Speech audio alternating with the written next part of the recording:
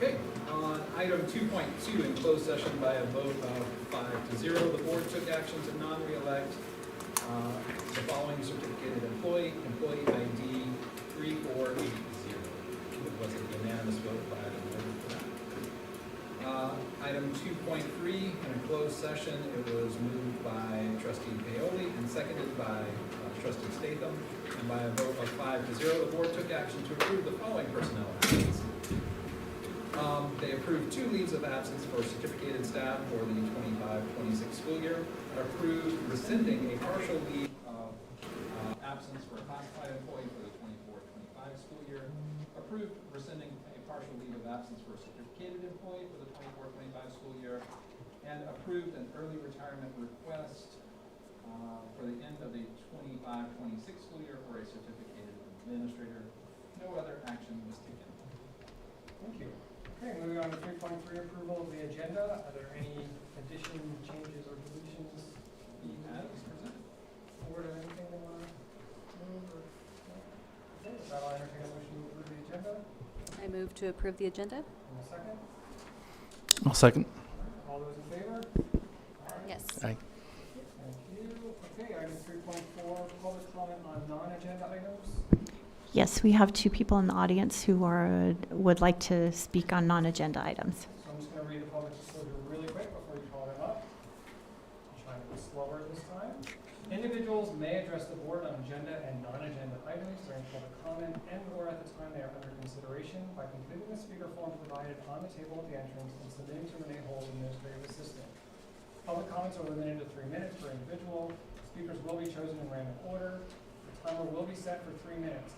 If you do not complete your comment when the timer rings, you may leave a written comment for the board's information. Each person may only speak once per agenda topic, and if required to address the board from the podium. A total of 20 minutes public comment per topic will be allowed. In exceptional circumstances, the board may consider adjusting the amount of time allowed for public comment.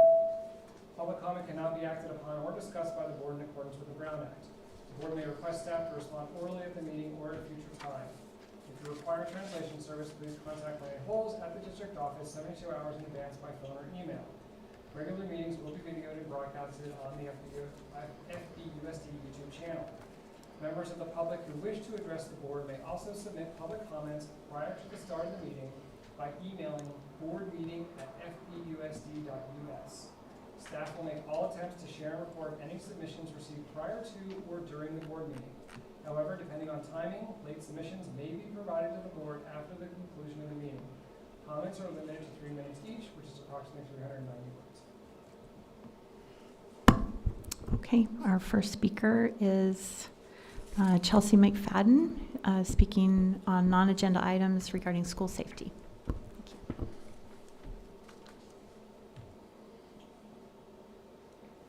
Hello. So one of my kids had an incident at school. They received a very high concentrated THC hit in a dab pen and ended up in the ER about a month ago. And it came to my attention through that there's a lot of drugs running around our campuses. And I feel like we need to be doing more to prevent that. There's a lot of violence at school. I've been sent multiple videos over the past month of students having fights in bathrooms, fights in classrooms, fights on campus, at the high school specifically. And that's kind of scary to me. I don't feel that my children are safe on our campuses. I don't feel that any children are safe on their campuses. And so my question for the board, and I know that you can't answer it, is what kind of oversight is happening? Are you getting reports of school violence? Are there incident reports being written? Is there any way to know what is going on campus other than stepping onto campus? Are staff members reporting this to you? Is Mr. Aldridge reporting this to you? And that's pretty much all I have to say about it. Thank you. Our second speaker on non-agenda items is Jenny Hale, also on school safety.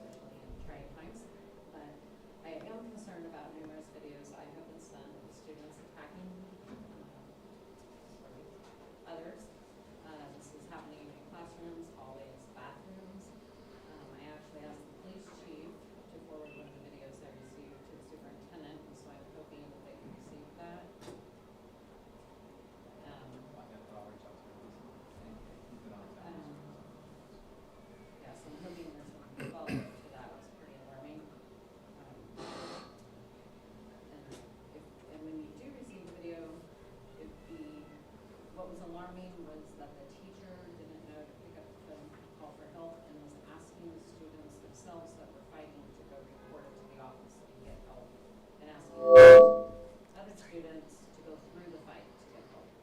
You know, children go to school to be in a safe space, and many children do not use the bathrooms for fear of being assaulted, waiting until they return home. This is an actual health issue.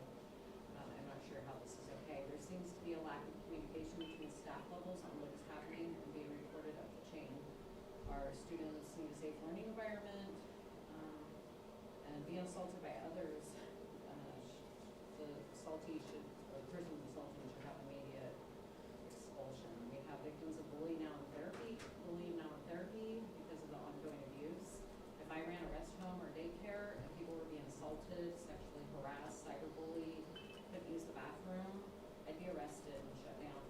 I'm sure the staff feels like they are putting out fires nonstop, but now we need to prevent them. Bringing back the SRO as a start was really disappointing to see somebody stand right here, spewing lies about the middle school incident, and not one board member or even the police chief that day had his back. A lot of parents say they don't speak up because they fear their kids will be retaliated against, so I think it's time for a zero tolerance policy. And I'm wondering, I know in many schools they have hall monitors or campus supervisors, they have radios or vests. That seems to lower incidences. I don't know if we need metal detectors. I'd like to see a fence between that weird church back there and the school where kids are walking back and forth, and young people know about this. They have gang members and other people walking over there. There's been gun incidences in the woods back there. It seems like just being preventative and putting out like deer fencing would be helpful. Our kids are being abused by going to school, and that's the one safe place they should have. So I'm hoping this can be addressed. Thanks. Thank you very much. Thanks for coming to speak to us today. Thank you. There is no other public comment. Okay. Moving on to item 4, patriotic exercise. National anthem. Or the, okay. Pledge Pledge. Oh, Pledge of allegiance. Allegiance to the flag of the United States of America and to the republic for which it stands, one nation, under God, indivisible, with liberty and justice for all. Thank you very much. Okay, moving on to item 5, acknowledgements. Okay, so some general acknowledgements for March is National Nutrition Month, that's 3 times fast, and National Women's History Month. Happy to support celebrating that. Some district level acknowledgements. Noyo High School has been recognized by the California Department of Education as a model continuation school in that program. This achievement will be recognized at the California Continuation Education Association 2025 State Conference in San Diego in April. So it'll be a dinner that's out on the aircraft carrier list there. And our FBHS girls basketball team made it to state playoffs, and we're very proud of them. Perfect. Okay, item 6, communication. Any board members received any communication they want to report on? Since the last meeting. yeah, I don't think so.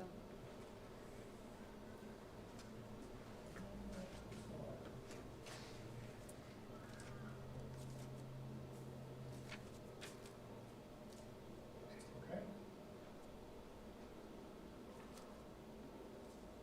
Okay, item 7, public comment on agenda items. There is no public comment submitted. Okay, moving on to 8.1, student representative report, Ms. Lilly. Hi. So I didn't hear back from Noyo, but other than that, I heard from everyone. And at Redwood, things are going well. There is a memorial service for Keith Weiner, FBSD employee and Redwood teachers on 322 in the cafeteria. There is a book fair 324 through 328. They have the spring carnival coming up on Friday, April 4th, which is always fun. And then spring break will be the week following. There's also going to be a family literacy night in Wednesday, 3/19. And that is a free event with donations accepted for dinner. Dana Gray is also doing very well. They had their first ever dance last Friday, and I have heard nonstop about how great it was. Wow. They had 212 students attend and had a lot of fun. And then ELPAC testing is in full swing, and classes are preparing for upcoming CAST and CAST testing in a couple of weeks. There is also a school-wide dress-up day on the 28th Backwards Day. And then for the middle school, the sports, soccer, and softball teams are playing right now. March 17th, there will be no school for all the schools, and March 21st, Fort Bragg Middle School will have a dance from 6 to 8 p.m. March 25th will be ELPAC testing beginning. March 26th will be Fort Bragg Middle School Career Symposium. April 2nd will be a full day with no early release, and April 4th will be early release, along with the high school for Spring Carnival. And then at the high school, we implemented a new hall pass system with hopes of more safety among the school, that it's supposed to be noted out that students are to sign in and sign out at all times to know who is where, and they're also cracking down on phones just to, bring more community to the school and sort everything's out. And other than that, spring sports are going very well. Track is going well. The baseball team just won their Calusa tournament. Softball, swimming, all of it's going great. College decisions are coming in. Juniors are being pushed to do SAT, and everything's going well. How's the cell phone curbing going? It's going good. Triplet and Anderson have been walking around nonstop, keeping people on edge, so Awesome. it's kind of forcing people to keep them away. So better engagement. Yes. Yeah, It's been going more good. fear. Yeah, definitely more fear, but Well, thank you. Feel free to stick around for a little bit if you can. yeah. Hi. If you go. 8.2, General Obligation Bond Funds Construction Project Update, and we have them in person tonight. Welcome, Don. Hi, everybody. Good to see you. Anyway, the main project, the TK project is going along fairly swimmingly, like I've been reporting. We've expended about, oops, over that way. We're trying out a new speaker tonight, or a microphone tonight. Oh, so okay. there's a little I saw it was a little soft and then feedback it's going strong back and forth, so sorry about that. So, at any rate, the construction, I'll talk about the actual construction in a minute, but in the budget-wise, we've expended about $7.2 million. My report there is not updated for a number of reasons. I had a meeting with Jamie yesterday, and I gave her a heart attack a while back. We finally squared up where we were. My budget I've been carrying is the original estimated budget, which was much higher than our GMP. So I'm reconciling that, and so things will look better next month. But it hasn't changed. You're not gaining any new money. It just I wasn't reflecting reality in the report because I was still carrying a fat. See, when we originally had the estimate, it was $11 million, and we said, well, we can't afford that, and we got it down to about $9 million. And typically, when we settle on a GMP, I update the original budget to a new budget, and I didn't do that. So I've been tracking it up with fat numbers, basically.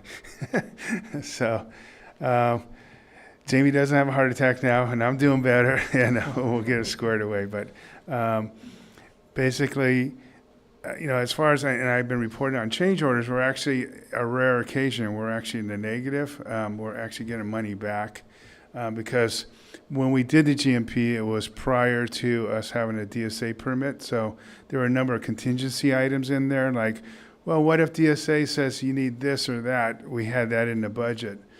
Some of which came true. They required us to add an extra fire hydrant for 110 or 150,000. I can't remember what it was. So that contingency covered that what if once we got the permit. But there were other what ifs that didn't happen, and we've been credited that. We're going to get that credited back from the GMP. That's why we have the rare occasion of having a negative change orders, which you rarely hear of. All being said is we will have money left over to contribute to alt ed, which is the project we're starting to ramp up now. That's the other bond project. Anyway, when we go to the next slide, and I'll talk about alt ed as we get further. So as far as this project, FRC is just doing swimmingly out there. The exterior has actually been painted because we've had a little bit better weather. The interior is just plugging away because the rain doesn't stop the interior work. The drywall's done. The FRP, the surface for the bathrooms are installed. Most of the lighting's installed, so they're just plucking away on the inside where people aren't seeing them work. Weather's got a little bit, actually, they on the exterior, they got most of the concrete flat work completed in between rains. So what remains is landscape curbs, the landscape and the play equipment that needs to get installed. You can see the play. If you look out there and there's a bunch of bulky things on top of containers, that's the playground equipment that needs to get installed. So now they're getting some break in weather that'll happen. So as far as construction, other than my ability to track numbers, the construction is doing just fine. In parallel, about a month ago, we started work at, and this is non-bond work, but in parallel, I'm getting ahead of myself. Let's go to the next slide. I think we got some progress photos. Schedule, we're still on the same schedule, expect to get done by June, and then we'll be ramping up for the alt ed, hopefully by then, if we get the permit in time. Here's some progress shots. I think you might have taken a tour of it recently, but there's some interior shots. It's pretty white, clean, and crisp, but you can see the drywall's done. The lighting's in. Some of it's not. Those pictures are probably a little older, but the light fixtures are in. It's progressing well. Okay, kind of in tandem. Oh, here's the change orders, a rare negative number for a change order. And then in tandem, we started a non-bond project, which is a special ed over at the Fort Bragg Middle School. That is, and we're using FRC, the contractor. They're doing a good job for us, and the TK, they're the contractor for that one. So the Fort Bragg one is progressing pretty well. It's all, those rooms and adjacent areas were gutted, and now the framing is in. A lot of mechanical and lighting's in, how we're swapping it out and changing it. Probably the one thing that was a bit of a challenge was getting new toilets in. Pipes have to flow downhill, and the way the foundation's done, there's a lot of rebar. You can't just cut through rebar, so we got to live right and have the slope fit in between the rebar and all that. It looks like it's working out, but it's kind of a, if you can't do that, then you got to put in a ejector pump. If you can't let gravity do its thing, you got to have something help it, and you try to avoid that. So far, I mean, they drilled a hole in the foundation. We could see the rebar below. They didn't cut the rebar. Now the question to the plumber is there enough fall to get through this? The floor's here and the footings here. We need to get here. And if the math works, then we don't need to get an ejector pump. And we're kind of going to that. I'm probably going into the weeds a little bit too much here. And then when the summer comes, we're going to do a similar project at Dana Gray. Again, it's not a bond project, but it'll be the same deal there. And then the architect QK is ramping up and working on the alt ed project. We got an another estimate from their estimator, and it's still a little higher than I'd like to see, but we've been chopping it down, and we managed to do it with the TK. As you can see, it went from 11 to 9 and some change. So we need to do the same due diligence with the TK or the alt ed one. And again, the real number counts is when we get the number from FRC. The estimator can estimate whatever he wants, but the real number is when FRC gets real numbers from subs. So hopefully that'll work out. The goal is to try to get DSA permit by May, June, and get started on alt ed in the summer. That's a lot of what ifs with DSA. They get pretty slow sometimes, but that's our goal, is to get permitted and started in the summer. The other thing we need to do, and I've just started working on with with a few people is it's going to be a lot cheaper to get a new PG&E service to serve the alt-ed as if it's an independent entity rather than run off the PG&E that's at the high school itself, because it's a long trek to there. The complication is PG&E got rigid some years ago, maybe 10 years ago, and said, we only want 1 meter, 1 service on 1 parcel of land, you know, and as many years as I've worked on schools, it's always like you have a portable here with a separate service and that. They've been trying to rein that stuff in. So at this point, we either got to spend a lot of money to get to the transformer, or what we're proposing, I'm talking with Civil about doing, is a lot line adjustment, because this high school actually doesn't sit on 1 parcel. It sits on 3 or 4 or 5 parcels that never got consolidated. So, but unfortunately, the parcel that has alt-ed in here is the one that has the transformer. So we're going to try to game it and move the lot line so the transformer's on a different parcel, and then we go to PG&E and say, hey, we got new property here. We want service. We don't have service on this property. It'd be a lot cheaper than having to go from here all the way over by the culinary. So we'll see if that works. That's where we're going for it. So that's been keeping me kind of busy lately, of trying to get those wheels rolling while QK works on the actual design of the campus. So I think with that, I probably talked too much, and I'm wide open for questions. So you were mentioning that they're working on concrete already? The concrete at the flat work TK? is completed around the building, but there is some more concrete, like the curbs that go around the landscape area and stuff. Because on the schedule, that was like originally going to start like April 15th, so you're talking like a month ahead of schedule at this point. Some of it, they are ahead of Yeah. schedule, yeah. Yeah, That's some, great. the rain held them up on some things, but yeah, they, Brandon likes to be ahead of schedule rather than behind schedule. Yes.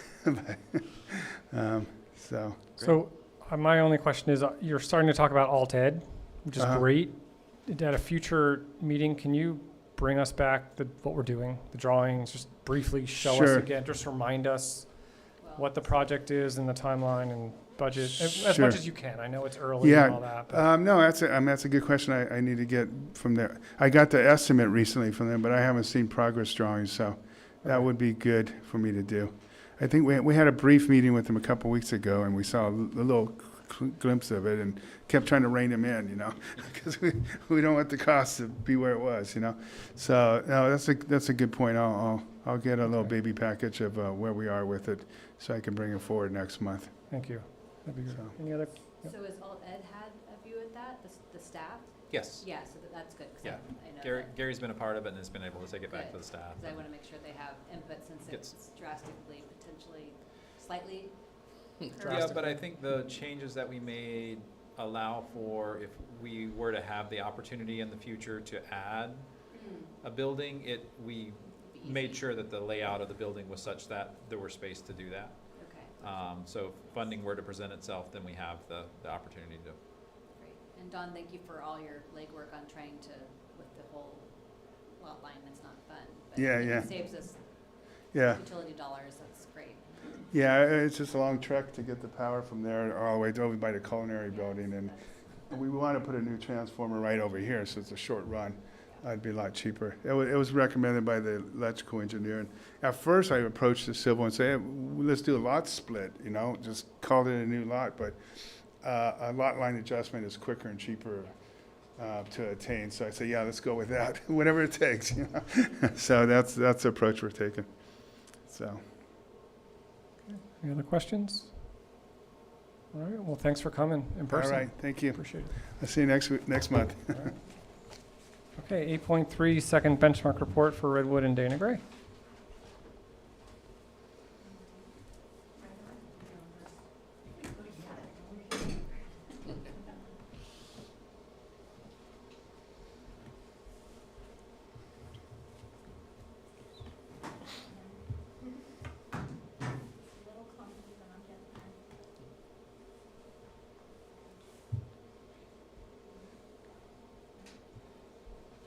While Renee is getting that up,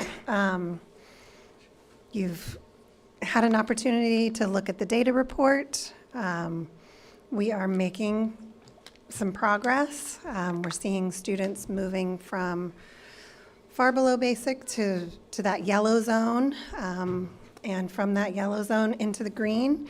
Some of the progress is not as fast as we'd like it to be, but we are noting progress. Our teachers are working each week in their PLC meetings, talking and brainstorming about how they can offer learning opportunities for students that boost achievement. And specifically, they're talking about engagement and differentiation within the classroom. They are trying out new strategies, evaluating student data, and thinking specifically around the designated ELD that happens on a daily basis and what things they can do during that time with our English learners to boost their achievement, because we do see that that's an area for future improvement. Are there any questions about the data? There's a lot to look at. There is. I had a request on future presentations for this because my brain had a really hard time with, because we're going first, second, third, and then we go to previous years. So we move in one direction and then we move back. If we could have them flow in one direction, one way or the other. And it'd also be great if we could see the color coding for the cohorts rather than the school year, so we can watch the progression through years.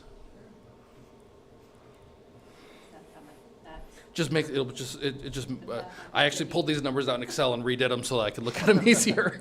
Cool. I'm a data guy, sorry. So what did you come down to? No, I mean, it doesn't change the numbers at all. It just lets me look at them differently. And I guess the takeaway question was like in each one of these years we're seeing looks like really good progression throughout the year, but then we're starting right back over at the year and not quite making it as far as we were. We did great in kindergarten, not quite as good in first, and so on. But Right. yeah. Thanks for that. Yeah. We can definitely make that happen in future reports. Thank you.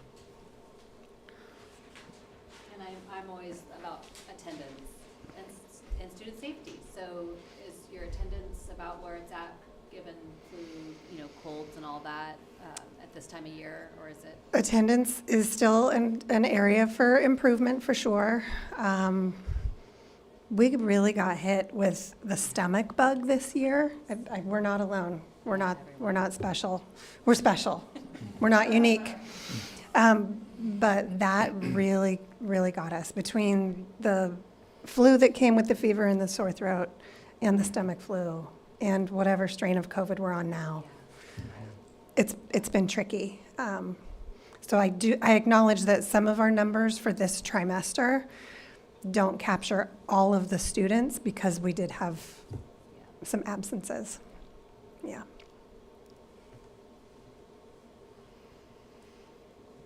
Any other questions? Thank you for taking the time to look at it. Yeah.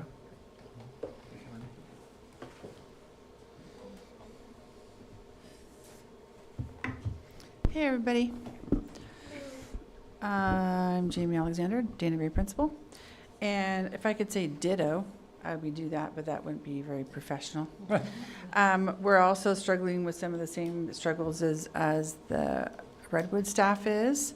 We're seeing some nice, slow, incremental growth. I really appreciate the one addition from our last presentation was, the first time we just presented the data as it was, and now we actually have something to compare it to. That felt good. So the iReady by grade level diagnostic comparisons were really encouraging. We reviewed those in our leadership group, and although of course like Lindy was saying, like it to move a little faster, we're kind of encouraged by the kids that are moving. We see less red and more green overall. When you go back to the back part of the presentation, when we're talking about those focus standards, you can see again that we have more students who are, at or above grade level for those focus standards that they chose at the beginning of the year. The 0% at the bottom are the standards that they haven't hit yet. So hopefully we'll be seeing something besides zero for our last presentation. Similarly, we are also paying a lot more attention about that focused ELD time, and how I think the teachers are spending quite a bit of that time kind of front-loading the kids on what they're about to be learning in social studies or in science, so that they can access that information a lot more quickly and engage more. The work that we've been doing with Kelly Smith this year has been focused on group work. So the teachers are having a lot of fun. It's called moving pairs to squares. So they have little discussion cards. They've been learning about how to have good discussions, asking each other questions, saying I agree or disagree, and why they agree or disagree with the statement. And then just within the last month, they've moved to the squares. So now they're doing group work where they have little, I think they have a scribe and a speaker, and they have the little, and it was wonderful to go into Miss Stadler's third grade class, where she had them as a group stand up in front of their class and report out on what their group, what their answer was and why they all agreed. It was wonderful to see that in practice. So I think that really speaks to some of the growth that we're seeing. The kids are starting to talk to each other about their thinking, and then mostly disagreeing with each other, but hey, they're delivering it in a kind and loving way, and then they get to have a good discussion. We also have had a little punch in the stomach with attendance. I think we at one point got down to 84% during the rush of the flu and the stomach bug and all the things. But the attendance kind of competition that we've been having in the front office, we have 3rd, 4th, and 5th grade weekly updates on how they're doing, and we have kids coming to check it out and see how their friends are doing, with, of course, the caveat that we don't want anyone to come to school sick. So I did overhear some girls talking about in the cafeteria. Miss Malson and I spent a lot of time in there during lunchtime asking, have you washed your hands before you eat? Because we're trying to make sure we're not getting each other sick. So good conversations overall. If you do want to see, we have on the website, we have a graphic on there that kind of tracks our weekly attendance. So you can always check out, and we also have it on our marquee. So if you're wondering one week to another how we're doing, it was difficult to fill in the little 83 and 84% the couple weeks there. It's like, ooh. But I think last week we're back up to 93. So we're making a comeback. Do you have any questions for me about the data? Besides the feedback? Yeah. Terrific. I saw you making notes. So that definitely was good. working on that. That's good. Well, I think I'm shocked. 84 seems pretty good given all the. I think that sounds pretty good given all that health. It doesn't feel good when you go out to the playground. You're like, where is everybody? Yeah, but that wow.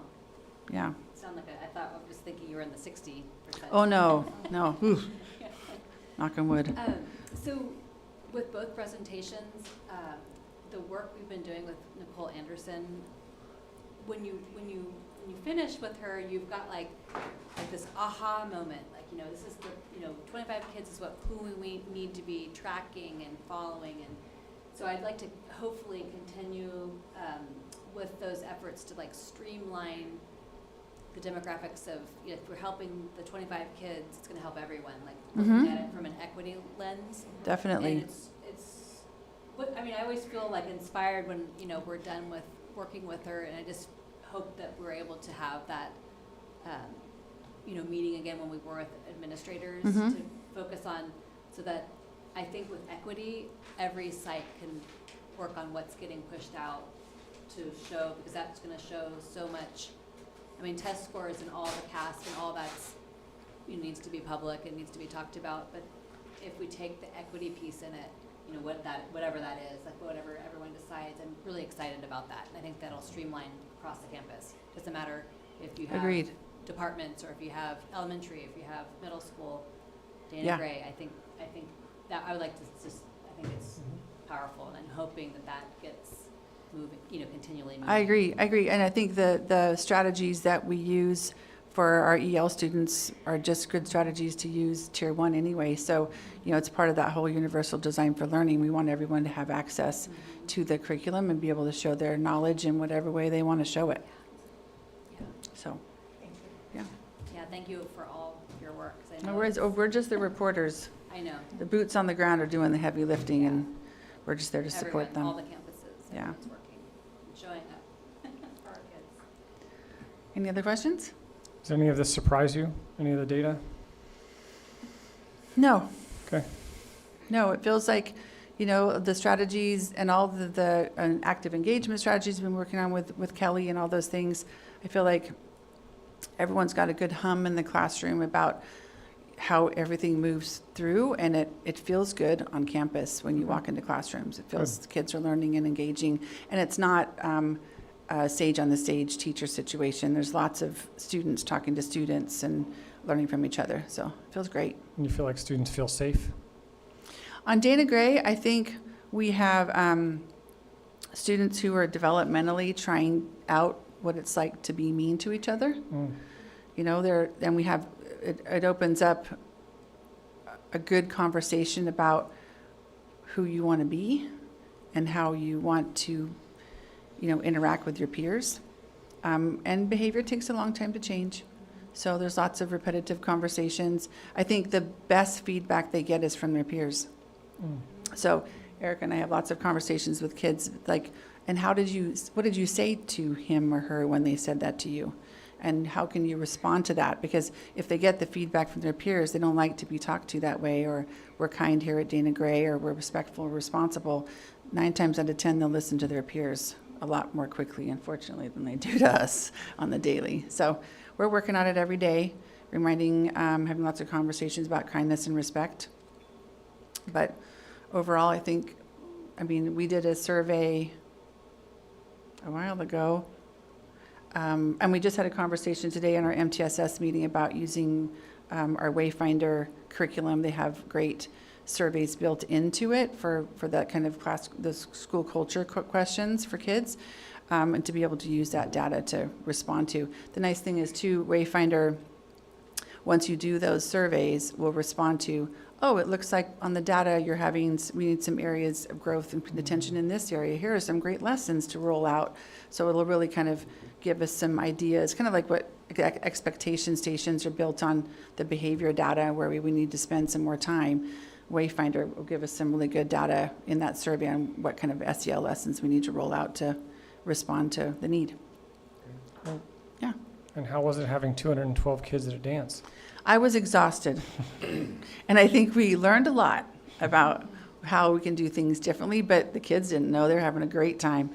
We used the Lou Interactive Playground, and so we had the disco lights, and then on one side we had it's called Groove, and it's a game where they actually show how to dance. So we had some kids trying to dance, but we played a lot of Uno in the back tables, and they ate a lot of snacks. So, yeah, Great. they had a great time. Yeah, well, we've never done a Dana Gray dance. And people are like, what? They're 8, 9, and 10. I was like, well, I don't know. We thought we'd try it. So they had a great time. And I think other takeaways, they don't like bubbly water. So we threw away a lot of bubbly water at the end of the night. So fun times. They had a great time. And even the kids, I had a couple, corrective conversations with about how to be in the cafeteria with that many people. They told their parents it was the best night of their lives. Oh my God. So it was great. Good? Yeah. And now it's Miss Malsom's turn.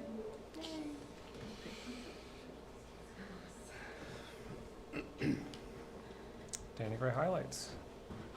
I'm a lot shorter. Hi, so I'm here to present on some Dana Gray highlights. They're going to be mostly mental health highlights since I'm the school counselor. So here we go. First is the Chill Village, our beautiful wellness center that is like the crown jewel of our campus. It is so beautiful and wonderful. From September 9th to March 7th, we have had 3,726 visits from students into the Chill Village. That number, I'm sure, went up a lot in the last week with rainy day recesses. It was maxed out every single day. The kids can choose on there the reason that they're coming in to Chill Village, and a lot of the reasons were that they just wanted to be alone or they're having friend issues. So I feel like the Chill Village has really like filled a gap for kids who the playground is way too much, like overload on sensory situation, or they're having a lot of issues with their friends and they need a break from them, and they're able to come in to Chill Village and hang out. In there, they can do a puzzle, read a book. We have an art table. There's usually like a quiet activity on the ground that they can do, which could be like Uno, or we have magnet tiles.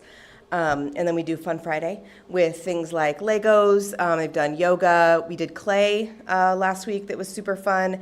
And then we just got a huge Donors Choose project funded, over $1,000 of new stuff for the kids to do. The packages started arriving today. Very exciting. So our wellness coach, Dennis DeLuca, he is absolutely amazing. He is such a needed and awesome addition to our staff. He's kind of taken over from me running Chill Village, and with him being there doing that all day, we're able to expand the hours. So we now have homework club every single morning from 8:30 to 8:50, where kids can come in and do their 20-minute reading or get help from him, and we usually have at least 1 or 2 aides in there who can help the kids with their homework and get it done. It's been really, really great. He's also open at both morning recesses and all the lunch recesses, so the kids have tons of opportunities to come in every single day. The homework club was something that we had talked about for so long, and it was just who's going to run it and where is it going to be, and it all finally came together. And it's something that we can now offer to families during like SST meetings and things like that too, of an intervention. If they're like, they just won't do their homework, send them in. We'll get them to do it. We got it figured out. They get a sticker when they leave. It makes it worth it. Okay, perfect. And then next up we have small groups. So myself and then wellness coach Mr. DeLuca are both running small groups. Right now we currently have groups running for executive functioning skills, organization and study skills, lunch bunches, and a book club. And these are all going very well. We try to do things for like 6 to 8 weeks to kind of keep the things moving through. And we always ask teachers, who do you need to come in? Who needs some extra support? Who needs some extra help? The lunch bunches are something that I started doing just in the last month or so. Because before that I was running Chill Village during lunch, but I haven't had to do that anymore now that Mr. DeLuca's there. And those are really like social opportunities for our kids to come in, and they usually sit by themselves at lunch, and that's really hard. And so if I can get 2 or 3 kids in the same grade level who sit by themselves to come in and have lunch with me, then on the days they're not having lunch with me, they sit together in the cafeteria.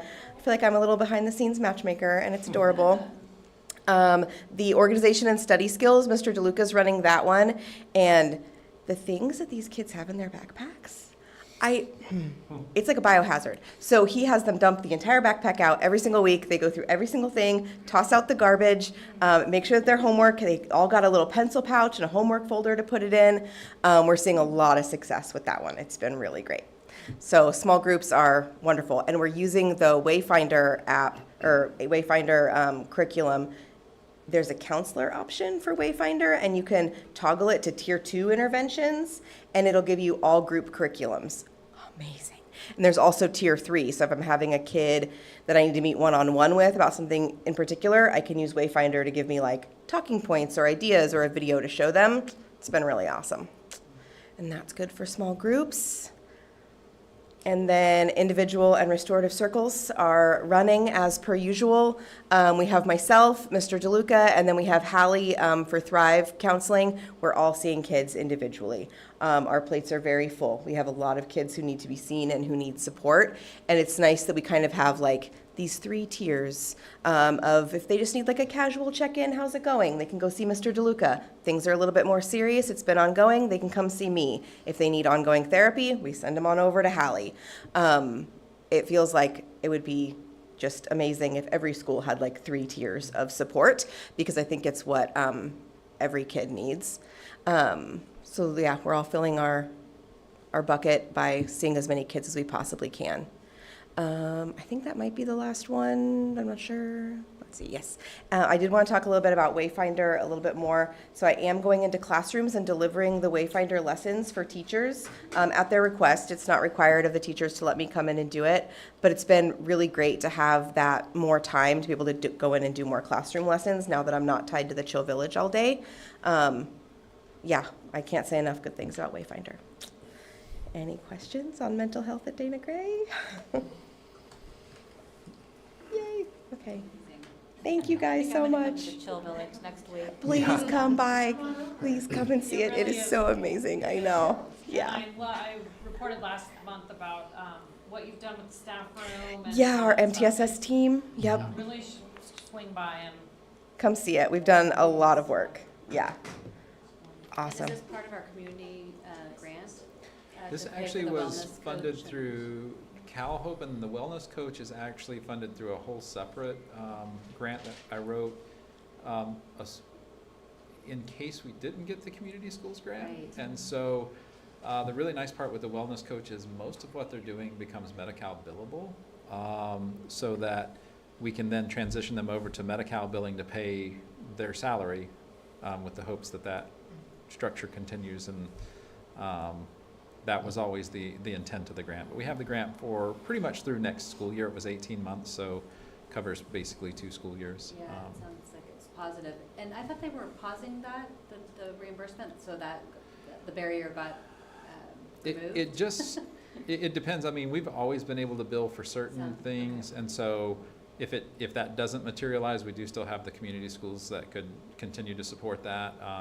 It's really nice that Thrive Hallie is the employer for the wellness coaches, so we have existing relationships, and we can make that piece be what we need it to be, and Hallie's been very open to those discussions. So Good. Thank you guys so much. Thank you so thank you, much. Erica. Okay, moving on to 8.5, Superintendent Report. Okay. Buckle in, there's a lot. We will make sure that you get this actually sent to you, because there's a lot of links in here that you'll want to probably connect with, that kind of thing. So I may move kind of quickly through this, but know that there's the opportunity to come back to it a little bit later. We'll also make sure it's uploaded for the public to access as well. First thing, summer school. So summer school will run from June 11th to July 10th. And from 8 to 1, we will also have our Kudos program that will pick up at 1 o'clock and run. So we have the full 9-hour day for students. I think they're running till 5:30 through the summer. We do have our staff applications are open. They're due tomorrow by 4 p.m. And if we don't have all the positions filled, we will continue to recruit.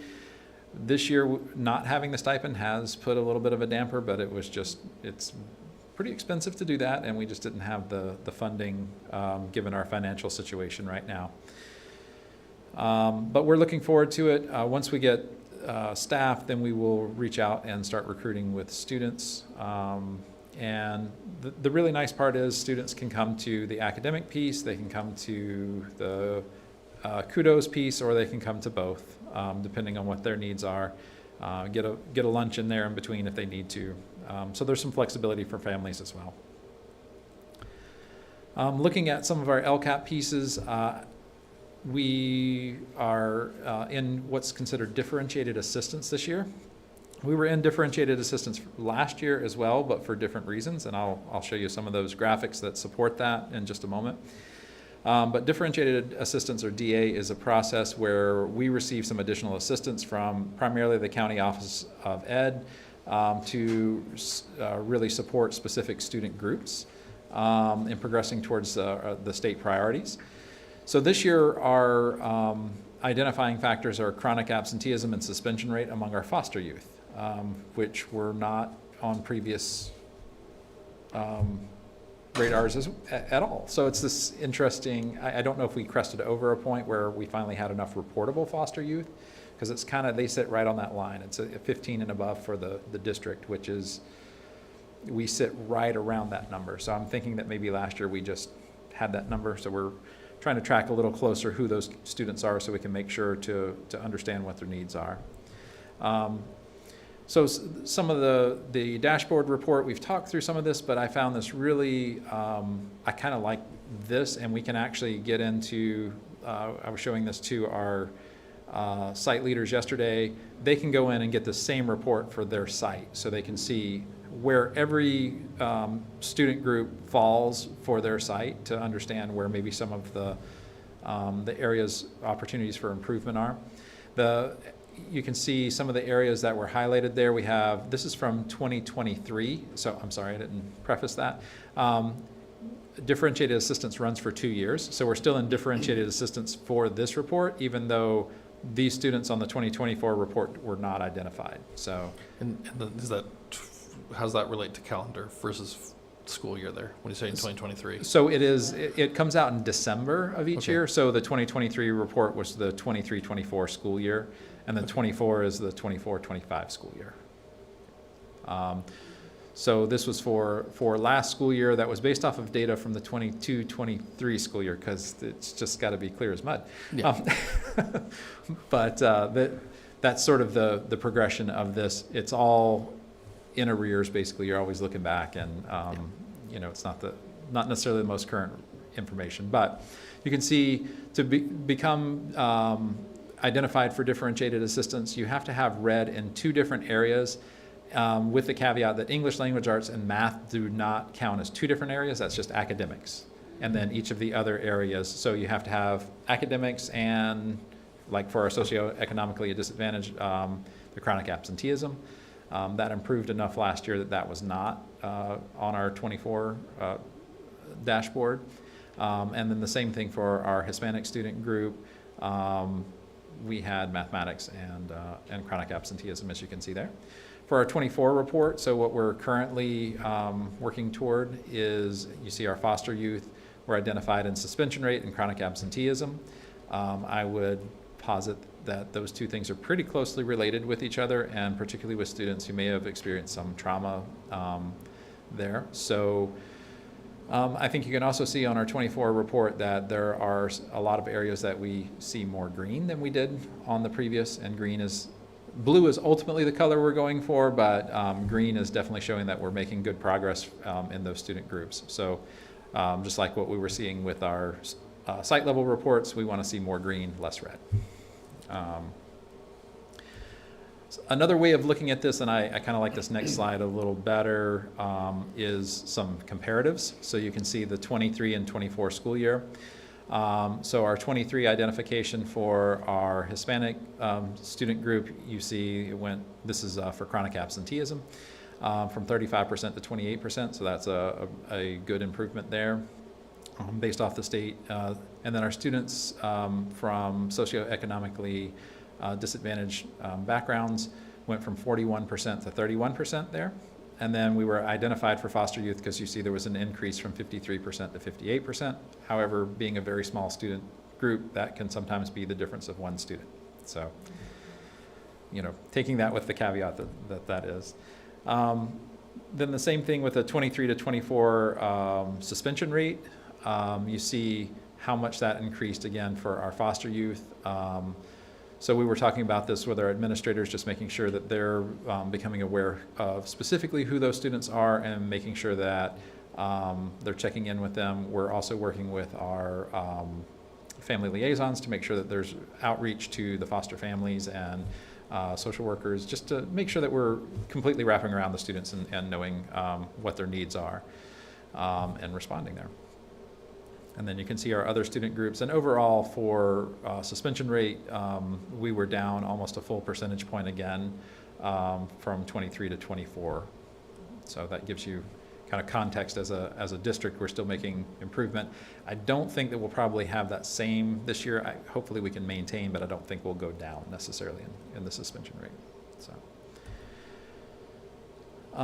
So on the next slide, MCOE is going to provide some additional supports for us. One of the things, they're pursuing some additional support for our multilingual learners. So they've got a multilingual learner collaborative that's meeting, I think, 4 times a year. We're advertising that heavily with our teachers, trying to incentivize them going to it through either paying them to go or DCEC credits to attend. They've been really informative, and really teachers walk out with things they can use the next day in class. So they've been super supportive there. We're also looking at some training this summer that I'll talk about a little bit more in just a minute. They're connecting us with some PD for ongoing support for math, so they're part of the outreach that we've been doing to try to find someone to come in and kind of replace, as Kelly Smith is retiring, to really start that same level of rigor and focus in on mathematics as we move forward. I'm meeting tomorrow with their career and college indicator, or their career and college specialist, to work on the indicators. We got actually kind of neat this week, we got a student level report where we can actually track from last year all the career and college indicators to kind of go back and ask questions about, well, you know, what's the profile of this student that's considered a dropout versus the student who's not, and going back and look at very specific students. It's a lot of information, but it also helps us understand career and college indicator has a lot of pieces that contribute to it. Some of them are like AP or dual enrollment, so either one counts the same way, versus others are just, you know, flat graduation rate. That is either you graduated with your cohort or you didn't. And so hoping to get a little bit more understanding, meeting with MCOE tomorrow to share that with the leaders so we know what we can target to continue improvements there. We actually had a big jump in career and college indicator, but it was largely due to a data error from the COVID times. So it was really maintaining the progress that we already had, which isn't bad, but it's just we could always have some improvement there.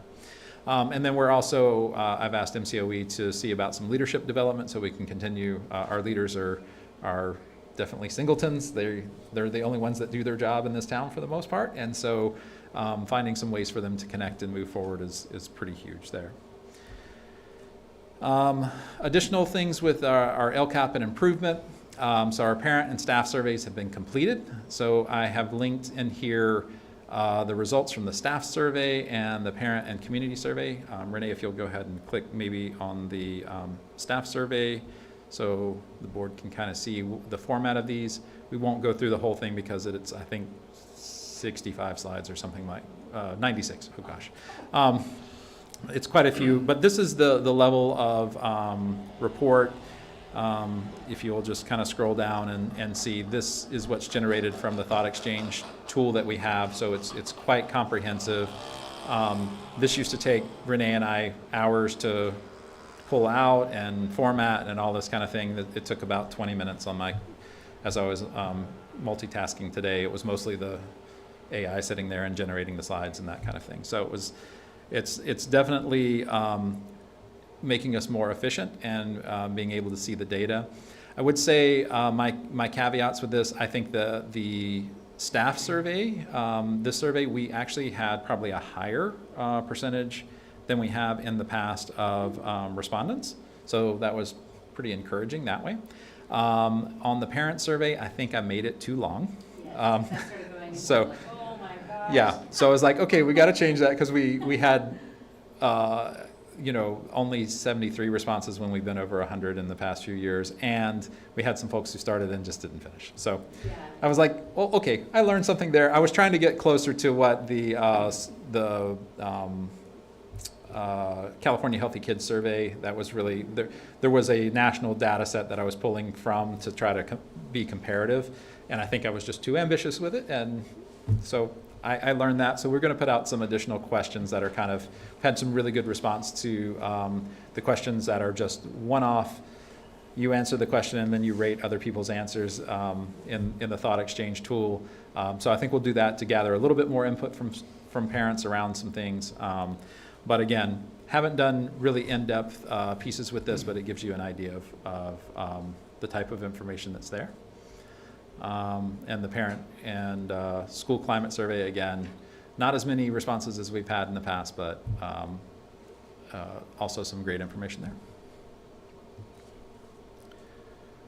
Any questions so far? So Lynn, do you think a student would fill out a survey, or is there a time in your day that could you see that happening to get student input? 10 questions? At the high school, maybe we get a lot of surveys that we're supposed to fill out just for any activity we do. Not a lot of people fill them out. Yeah. So it would just depend on when they would send out. We have advisory, which is when we're supposed to fill out forms. but a lot of students like me, I'm only an advisory 1 day a week, so they would have to do it on like that Monday when everyone's an advisory.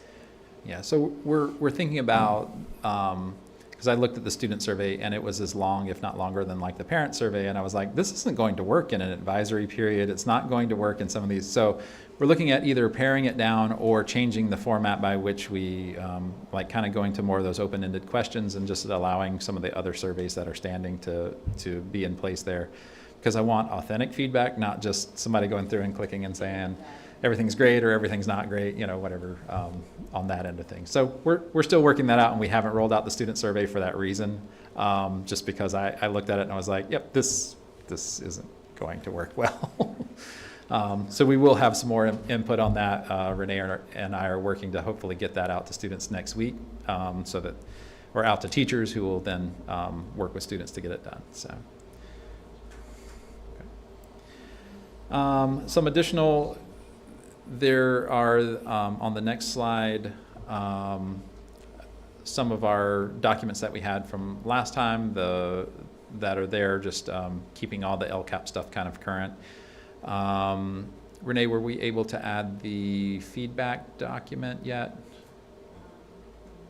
Okay, so we will send out, we have a summary of, I finished the last feedback meeting this week.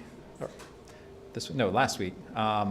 And so we have that, that's being summarized. We also have, we're working on a summary of the student input sessions that we had with Nicole Anderson.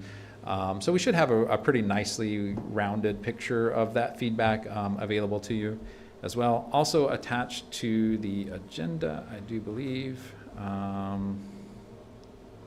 did you get the other pieces, the just summaries of the LCAP surveys? If not, I'll get those out to you as well. They were just kind of the 96 slides condensed down into like 3 pages. So you have, here's the highlights of the big ideas there. Continuing on, as I alluded to earlier, the PD that we're planning for the summer, we're looking at some PD in restorative practices. We're excited also that through the community schools grant that we can compensate our staff at their daily rate, and we are offering, like, restorative practices will be to all of our staff who want to attend, so both certificated and classified can come and learn those strategies that are valuable anywhere on campus. Guided language acquisition and development, and this will be with MCOE support, so they're actually paying for the cost there, which is actually pretty significant. It was about $30,000, so we appreciate that support from them. Looking for math framework and strategies. I'm still trying to identify the human being who will be doing that, but I've got a lot of folks who are out there looking for it, and we will get that going for folks. AI in the classroom, which will be a one-day workshop with teachers followed up by monthly workshops of about an hour throughout the rest of the school year. Looking at some media literacy, and then also inclusion practices through some SELPA training that will be available as well. I met with Kelly Smith, and we were talking about how she's preparing some of the teams for the exit with the district. She's focusing in on the following right now for the remainder of the year. She's going to set purposes. Oh, I didn't finish typing this. Sorry. I think the phone rang. So we're setting purposes at each site for coaching and instructional strategy. The focus is at the different sites for the coming year. And then also establishing coaching teams at Redwood and Dana Gray to help as we're moving away from the TOSA position, so that we have some additional coaching. The coaching model at the middle school and the high school has gone really, really well. The instructional rounds have been super strong, and we're really excited to kind of get those teams together and hopefully be able to at least get them established and then provide some support for them into the coming year. The next item we have is WASC is coming up for the high school, but NOYO has also submitted their mid-year WASC report. So that just got submitted this week, or their mid-cycle, not mid-year. So they're halfway through their 6-year accreditation, which seems like that happened just yesterday, but time flies. And the WASC committee, our community meeting with the committee will be Sunday, March 23rd, 3:45 here at the library. Board members are welcome to attend that. So 3:45 is sort of the social, come get a little something to eat, and then I think the meeting starts in earnest at about 4 o'clock. Should run about an hour or so. And it's just the WASC visiting team asking questions. Their whole point is to come verify everything that was put in the report. So our teachers and staff have worked really, really hard to write a very comprehensive report. I'll try to make sure you get a copy of that beforehand so that if you get asked a specific question about governance or support, that it's there. It's not they're not trying to get you in a gotcha moment or anything like that. That's not really their point. But they do appreciate that support there. And I'm sure that I will meet with the WASC folks separately. They usually try to meet with the superintendent at some point during that cycle as well. So just real quick, WASC. Oh, I'm sorry. Not an acronym I'm I used to. said that to myself. Yeah, WASC is Western Association of Schools and Colleges, and so it is the accrediting institution for this region of the United States. There's different accreditation groups throughout the state, and this one covers like Arizona, Nevada, Washington, Oregon, us. Hawaii and Alaska, I think, or something like that. So I don't know if Alaska's on there or not, but Hawaii is, I'm pretty sure. So anyhow, so it's an important thing. If everything goes well, we would anticipate getting a 6-year accreditation from them as well. And then I wanted to just front load you with some information. I would like to bring a proposal forward for some services for next year. For communications at a district level. These largely will be supported through community schools funding. The only thing that would be general fund is looking at hosting software. I just don't know that fits necessarily within the community schools purpose there.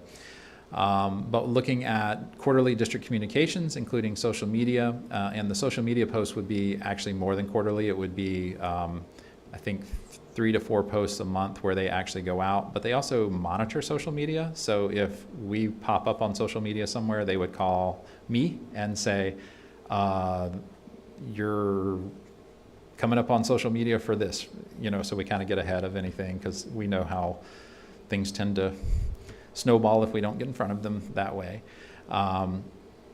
There's a proposal for branding for the district. I see our logo when I'm at, say, the Community Engagement Initiative, and it really doesn't stand out in a field of 15 or 20 other districts because we're black and white, and there's some pieces that we can work on to kind of bring a little bit more into that. And then also looking at a website redesign. So the top end would be about $14,000 for the redesign. That's taking everything that's on our existing website and migrating that over to a new format.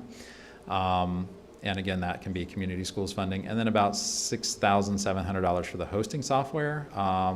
That would just be the platform where we can go in and make the changes and keep the same format intact without having to know that much about programming and how to actually do some website design there. So all things to consider. All of those items we can take as a whole, item by item. There's a lot of different options there. So just something to think about and chew on. Again, I'll bring back an official proposal for that in April. So, Are you going to form some sort of communications committee or someone or a group of people to work on all this stuff, or just? Well, we currently have folks that are doing this work. It tends to be a lot of our site secretaries who are burdened with a lot of other things. And so I think a lot of the thought behind this, and again at the district level as well, is to just get some consistency in that reporting.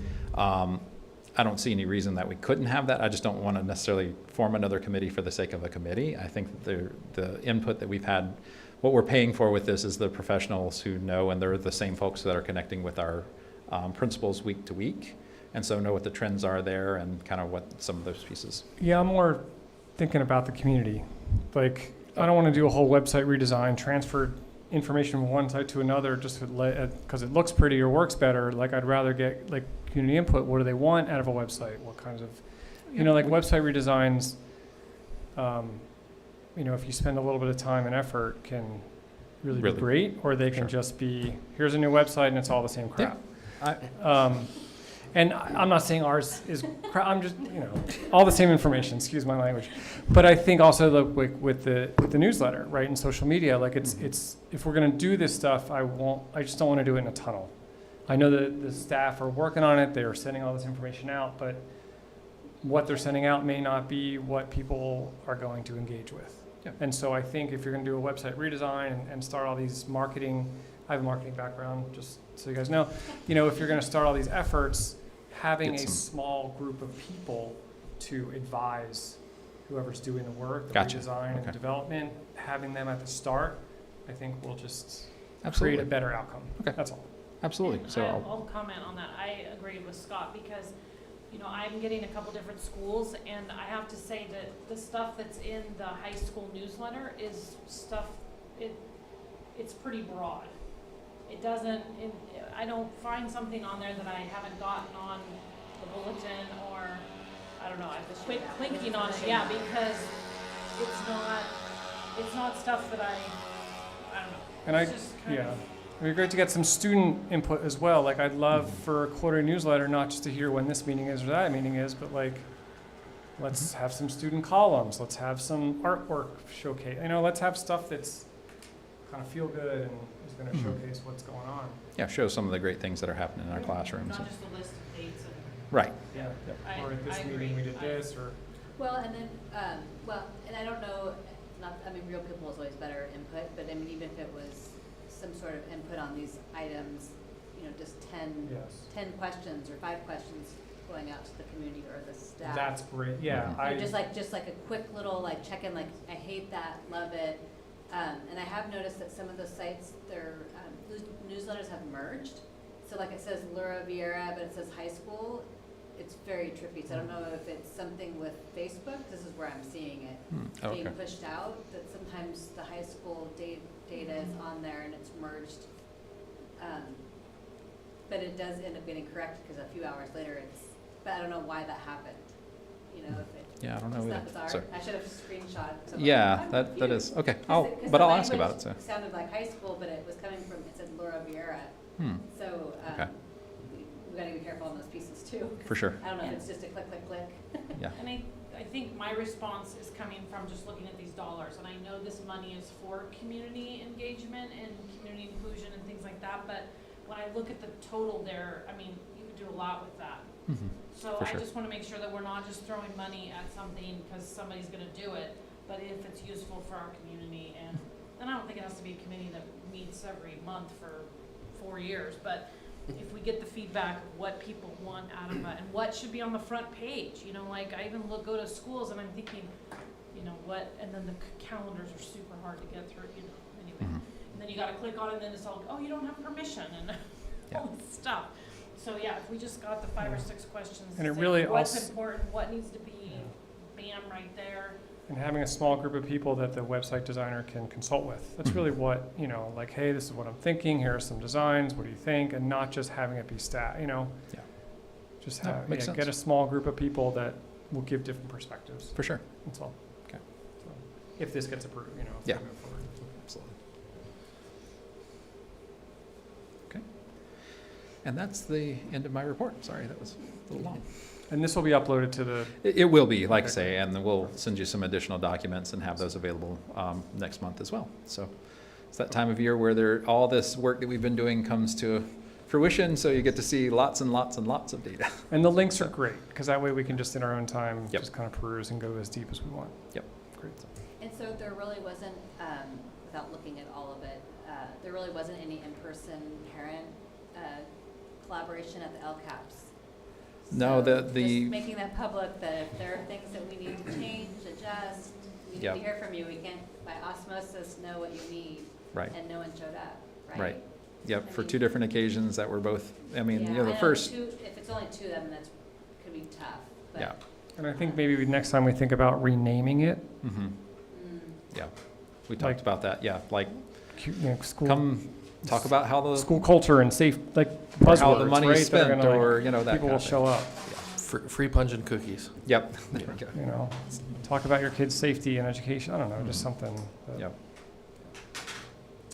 Okay, so moving on to item 9, approval of agenda consent items. You have your list. Great. Kathy? There were several, in the minutes, there were several, my vote didn't get recorded for some reason. I was and- hoping you would see that one. I'm not gonna say anything. I'm hoping you. Yeah, there was about 3 of them, and I did vote yes on all of those, so. But it's probably just a click, click, click, it probably populated, but I noticed that, Yeah. and I'm like, oh, gosh, I'll leave it. It's like I motioned on it, and then it didn't have a vote recorded. I'm like, all right, that's fine. You decided, no, I'm not gonna vote Yeah. now. So vote typos. Yes. But otherwise, I move to approve with the revisions to the regular minutes for Sage's vote to be counted. Thank you. No, and I'll second that. So is that for the whole consent calendar or just, I move the whole consent Okay. calendar with the revisions in the minutes. okay, and you second, and we got a second. I'll second Okay, it, There perfect. might be something that someone wants to pull. Yeah, does anyone have any questions or want to pull anything before we move forward with the vote? Okay, all those in favor? Aye. Okay. 10.1, screening for risk of reading difficulties, including dyslexia. Okay, so the state has implemented a new requirement for the 25-26 school year that we must have a screening tool in place for risk of reading difficulties. This has gone through several different names. At one point, it was just simply referred to as the dyslexia screener. Now it's risk of reading difficulties, including dyslexia. It's been just risk of reading difficulties for a while. So it's all referring to the same law, the same requirement. So if you've heard any of those combination of things. We in FESD have used the Amplify M-Class with Dibbles product. We've actually used the Dibbles part of the product for quite some time. It's been several years off, and then I think there was a break, and then it was quite a few years before that. Dibbles has been around for probably two to three decades, so it's a time-honored test that really does show student progress in reading at an instructional level. So it's really for the instructor to make some of those informed decisions. Adding the M-Class on top of it, basically it does a little bit of the data analysis to say, you know, the pattern of errors that the student has means that they may have some reading difficulties, or there may even be the risk of dyslexia for this. This tool is one of 4. M-Class with Dibbles was one of 4 in the state that were approved out of probably a list of 12 to 15 that were submitted. So we're fortunate in the fact that it is the product that our staff are familiar with. When we entered into this contract, I was guessing that this would be approved, as it has been approved in probably 4 or 5 other states as a reading difficulties and dyslexia screener. So I think they have really shown themselves to be a really solid product. We do have an existing contract with Amplify for this service. It extends through 27-28, so there's no additional cost at this time for the district to adopt this as a screener. And it needs board approval. That's state law. Yeah, the state law says that it has to be board approved, which is just a weird. Is there, Just to bring awareness that we're gonna follow up. I think. Yeah, I think I'm really not entirely certain what the spirit of that was in the law, other than to say, oh, okay, we'll have one that's adopted, you know, that's approved based off of the adoptions that the state has put in place. So. because I remember Governor Newsom had really pushed forward some of that being a priority, or is this not? No, this falls in that same. That's why the word dyslexia has come and gone within this. Right. Yeah. Okay. So. And if we have a contract, it had to have been board approved for the contract, but Yes. just not for this specific law. Correct. Like a non-controversial. Yeah, I move pretty to straightforward. approve, Hold on, sorry, before you do that, is there any public comment? there is no public comment. And then does every kid get screened, or is it just? Yes. No. This will be every student is administered this Okay. for the In screening. K through 2. In K2, actually, we're using it all the way up to Dana Gray, so Okay. it could pick up some difficulties that students are having at that level as well. But Gotcha. K2 is what the law requires. So. Sorry.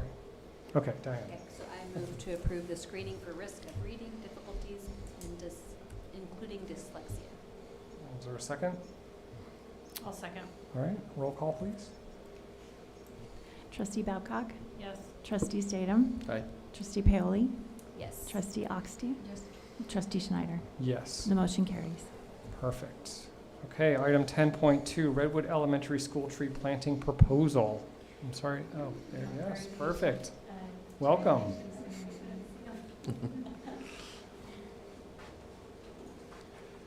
Hi, Angel, welcome. Hello, everyone. My name's Angel Palomar. I'm a high school senior, and today I just wanted to propose my Redwood Elementary tree planting that I wanted to do for my senior project. Can you get the mic just a little closer? Yeah. You could use the microphone, thank you. All right. So to begin with, I just wanted to start and talk a little bit about why I wanted to do a Redwood Elementary tree planting. I just really wanted to make something and have a hands-on experience while planting trees, but also I wanted to provide something that will be able to be remembered as time goes by. But there's also a lot of beneficial factors that also apply when you're planting trees. Some of these include helping to offset carbon dioxide emissions, they provide shade, and they also reduce poor air quality. But besides that, I also did a little bit of research with my mentor that is helping me complete the senior project. They told me to go on this little website called treeequityscore.org, and it just kind of provided more reasons on why it would be valuable to have a tree planting on that block.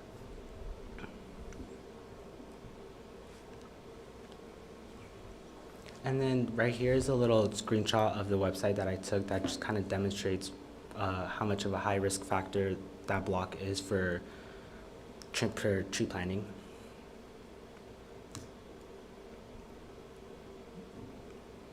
And then for when I did my assessment with Jason Godek, so we kind of measured out a little bit and kind of decided where we wanted these trees planted. And we decided that it would go along the east side towards that, that little alley across the back. And then when we were there, there was a little fence that was blocking the playground. It separated the playground from like from the field.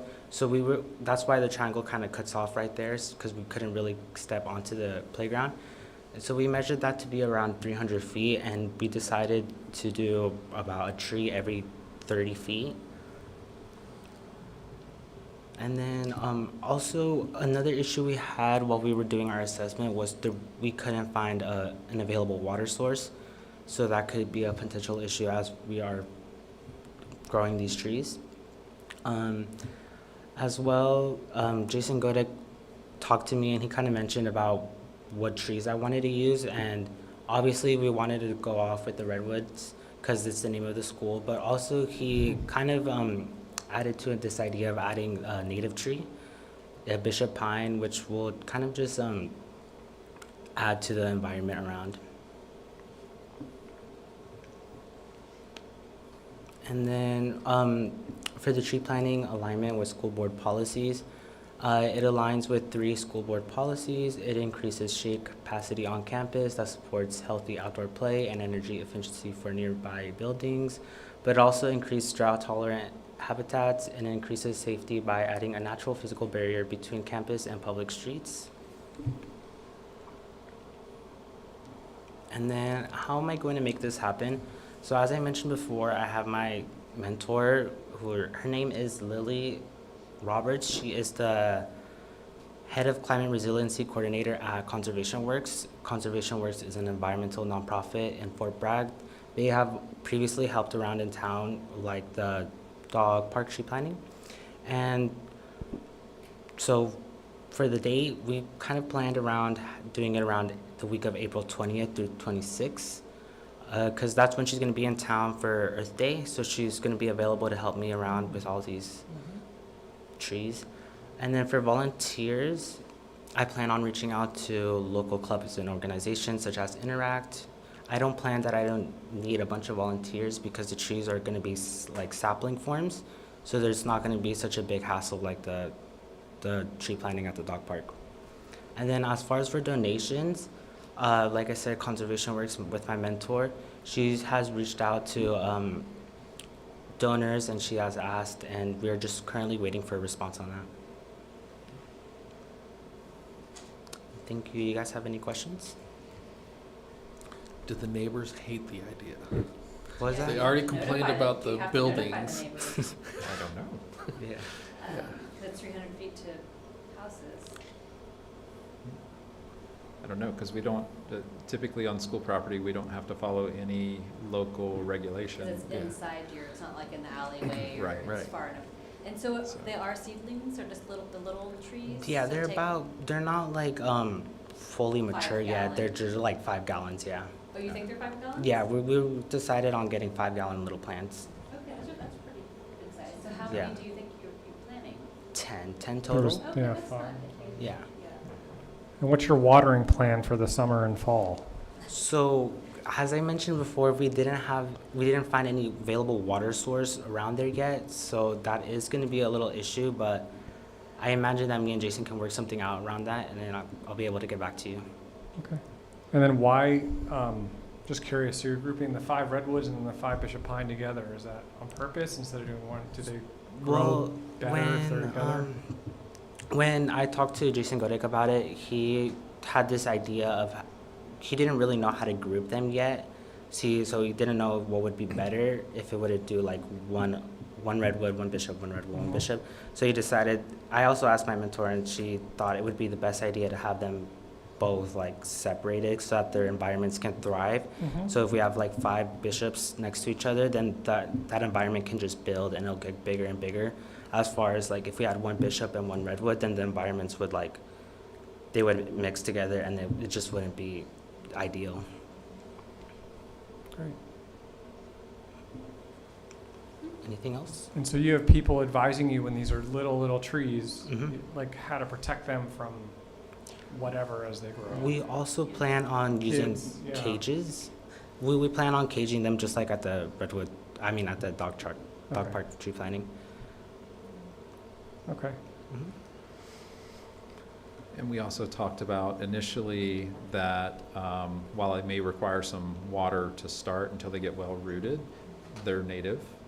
So they're kind of used to the cycles of here, and once the individual plant adjusts that, it Yeah. shouldn't long-term Right. require I'm just thinking that being irrigation or planted things. so late in the, we'll still get some rain hopefully after April Sure. 20th, but Yeah. that'd be a fun Earth Day activity, Yeah. Totally.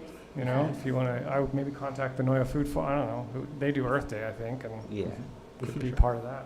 And Redwood has a well, like an extra well, so there's actually. We do, and that we was the one have, we were gonna loan to. worst case scenario, we do have at the garden, some hose bibs that we could run, just a really long hose. Well, and I was thinking, I know somebody, so maybe this might be another person that might donate something, but those, like a water tank, and then just drive it out, have the guys with the tractor drive it out there, water them, or let you water them, or whoever's watering them. Yeah. But, use a school, or, so they don't drag the hose. Oh, that's a good idea. Yeah, just those small little Mobile tanks that are on, Trailer. All right. Any more questions or? I'm impressed with. I know, Ryan. really good So just presentation, just throwing out some really trees, good. I'm like, wow. And I did hear about this project, I can't remember what meeting it was, but there's a lot of great collaboration between the city and students. And so I did get kind of a precursor, and was pretty impressed with all the pieces that had been addressed and that you had interest. So I think I don't see any reason that this would be controversial or taxing anything. Trees are always controversial. It's, Only you're cutting them down. And my thought would only be the neighbors, but I mean, it is on our side and there's an alley between there, so they're not super close, but. And my only thought is making sure they get taken care of after Yeah. being planted, we don't want to forget about them, Mm-hmm. so. All right. So we need to approve Yes. or not approve, okay. Is there any public comment? This would be a good public comment item. No, there is no public comment. Okay, And just one last thought, maybe this isn't a good idea, but just a thought, there wouldn't be any noise to this planting. You'd have no reason to have to go over and just be a kind neighbor, and there's no reason that this would affect anyone for quite a few, years, because they are little. they're not tall enough yet, yeah. No. They'll So complain I years down the road. We're not Yes. setting you up for angry neighbors. I just would hate for, I can't imagine someone would be upset about that. Oh, sure. It's a project you're not gonna be upset about, so. Yeah. Any student input on this? I think it's a great idea, especially for a senior project wise. It's something that you actually have to show for it. That's, a lot of us are struggling with what to show for the senior project. Yeah. He's got a good one. Yeah, I just want to comment that as a senior, trees don't grow in a year, so how are you going to make sure that there's somebody or some group responsible for making sure that this is a project that continues past you? So And since they I grow. am in collaboration with Conservation Works, me and my mentor have a little plan that we're working on to have these trees to have water and then continue growing and thriving. And then I'm also going to continue contact with Jason Godek to ensure that these trees, get the best benefit. Who generally takes care of the landscaping at Redwood? So that would be our groundskeepers. And so that was, our garden teacher is a part of that as well. So I think that between those three individuals, there's enough support that. Does Barry know this is happening? Yes. Okay. Yep. He was included in For the supporting the conversations and. So I'm sure that it being a part of the Redwood campus, they would. Yep, and he said, once we get through with construction, that there is some irrigation that's out there. Okay, So we could reactivate that and at least parts of it and, great. have some support there. And I imagine if you involve a classroom or somehow an assembly at Redwood, and those little kids will make sure that those trees are safe. There's Yes. always a reporter, there's always something going on, so they'll probably be like, that tree doesn't look like it's happy. That might be a nice, piece to your project. Yeah. Well, I think it's wonderful you're thinking of just, I don't know, planting trees and, It's pretty cool. making a lasting effect. So thank you for bringing it. Yeah. And I'll entertain a motion. I move to approve the Redwood Elementary School tree planting proposal. Is there a second?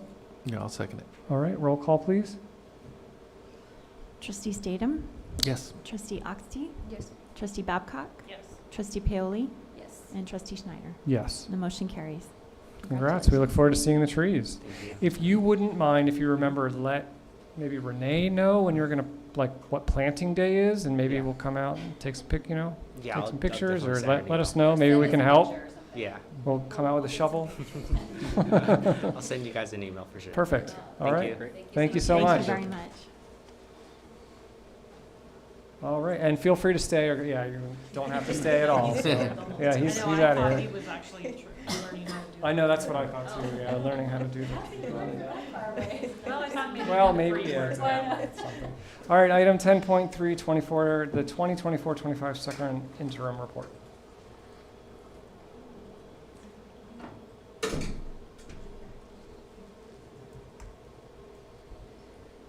you, Renee.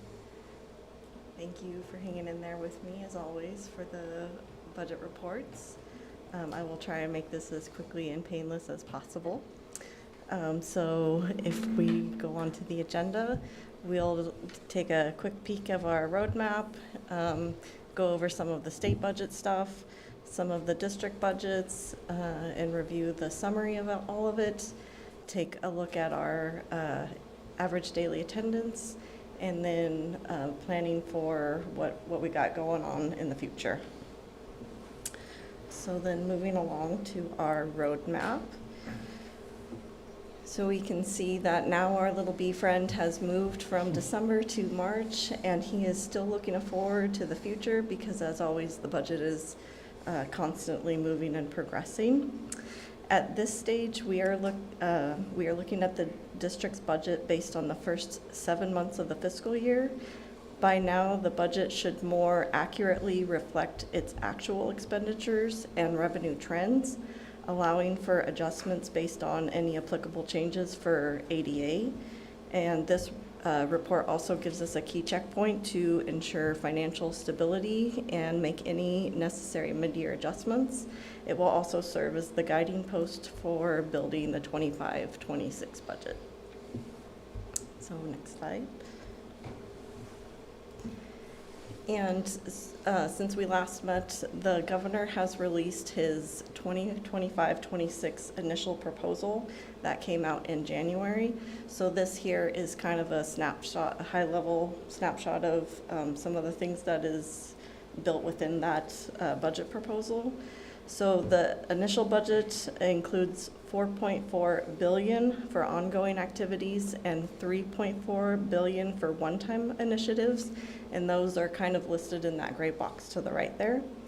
And while some of those items in the budget may be applicable to our school district, right now it's still kind of recommended to know about them and watch them, but not include them in our budget proposals, because there's a lot that can still happen between now and June. So it's good to know that they're there and kind of keep an eye on them and watch them, but they are not reflected in our multi-year projections.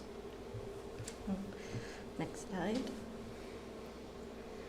So here is a snapshot of our second interim LCFF kind of graph that we did for first interim.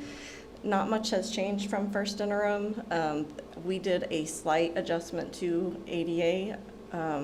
As you heard from both Lundy and Jamie, when it's cold and flu season, that kind of affects the average daily attendance. So to be on the more conservative side, when we did our P1 reporting, which I will get into a little bit more of what that looks like, I updated the average daily attendance just to be on the more conservative side. I imagine now that we get past the cold and flu season, that might uptick, but it's better just to be on the more conservative side. So just to go over what P1 looks like, because when you hear about that, it's what is P1 or what is P2? So what those refer to is the first principal or second principal apportionment, and like everything, it measures a period in time.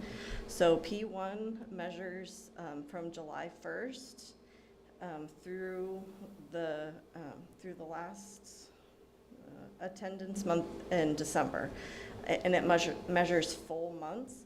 So if school starts like on the 5th, so August 5th, it's going to measure the full month from August through December so that it has a full picture of all of those months. And then the same thing kind of happens for P2. It'll measure from July 1st through April 15th. And then it's kind of important to note that most of our funding, the large bulk of our funding, happens with P2. So that's why attendance is really still kind of a moving target and a lot of more projections right now, because we haven't hit that P2 period yet. So we're still kind of doing educating, guessing as to what that will look like. Chief, can I ask a quick question? Yeah. Sorry to interrupt. So No. P1 is incorporated within P2 date parameters. So Yes. what is the point of P1? Kind of to give a checkpoint, kind of like first interim and second interim, right? It's like a checkpoint. Okay, as gotcha, to- okay. Yeah. But they don't base anything on the P1 numbers, just P2? Yeah, most funding comes from P2, and then some of it comes from annual, which happens after, because there's a period, right, that happens between April and June, right? Especially with like summer school and that kind of thing. So there is some funding that still happens after that, but I would say the lion's share portion happens with the P2 reporting. So the next 30 days of attendance is really critical. I don't know if there's any Yes. communication that can go out about that, but seeing our budget and anything we can. Yeah. Anyway, sorry. No, Thank no, you. good question. Okay, so next slide. I kind of wanted to draw attention to this in the report within the second interim report. So this is a kind of a snapshot of the LCFF revenue. And the reason why I wanted to talk about it is so on the previous slide, you saw that the funding level on the calculator showed $23.675 million, and the report shows $23.362 million. And that could look like, well, why is there a difference there? And the reason why there's a difference there is so both numbers are true, essentially. But what happened is the county office called me while I was preparing the report, and they said, "Hey, Jamie, we don't see that there was a prior year adjustment made in the 23-24 books when they were closed. So this number here is a prior year adjustment to our ADA. So those happen usually after we close the books, and there could be an audit finding or something when we did attendance reporting that we ourselves caught and said and had to correct something. So then when that happens, then the state has to make a correction to our funding level. So our funding level is true on our LCFF calculator, but we got kind of overpaid 2 years ago, so we have to repay back that number. And I'll talk a little bit more what that looked like on our bottom line. So, but I just wanted to point that out because both numbers are true. Okay, And it looks like we're not relying on any federal revenue in this portion of the budget. This snapshot right here, I just took a snapshot of the unrestricted revenue. So federal funding is restricted revenue, so we are accounting for it. It's Okay, just not within this one. Within Yeah. this part, okay. All right, so next slide. So I wanted to talk a little bit about the expenditure updates, because when we go through this, even with that adjustment that the county office had us made, our bottom line kind of is still flat. So during this time of year, we get to see more of our actual expenditures that are happening because we're pretty progressed within the school year. So we get to make some adjustments that we had projected at the beginning of the school year for things like our routine restricted maintenance account and our special education funding. So our original budget for the routine restricted maintenance account was 1.16 million, and at the second interim we were able to get it more closely to where it needed to be. So it's $1,030,000, and we're still above what the required amount is. And then in special education, we originally projected 5.2 million, and then as our programs kind of has filled its needs and what we project what its needs is going to be, we were able to reduce down to 4.7. Now we're still well within what we expected that we need for that program, and we're on track to be able to still make like our special education maintenance of effort and everything. So all in all, we're in a good spot for all of that. The other things that we were able to kind of settle was the salaries and benefits.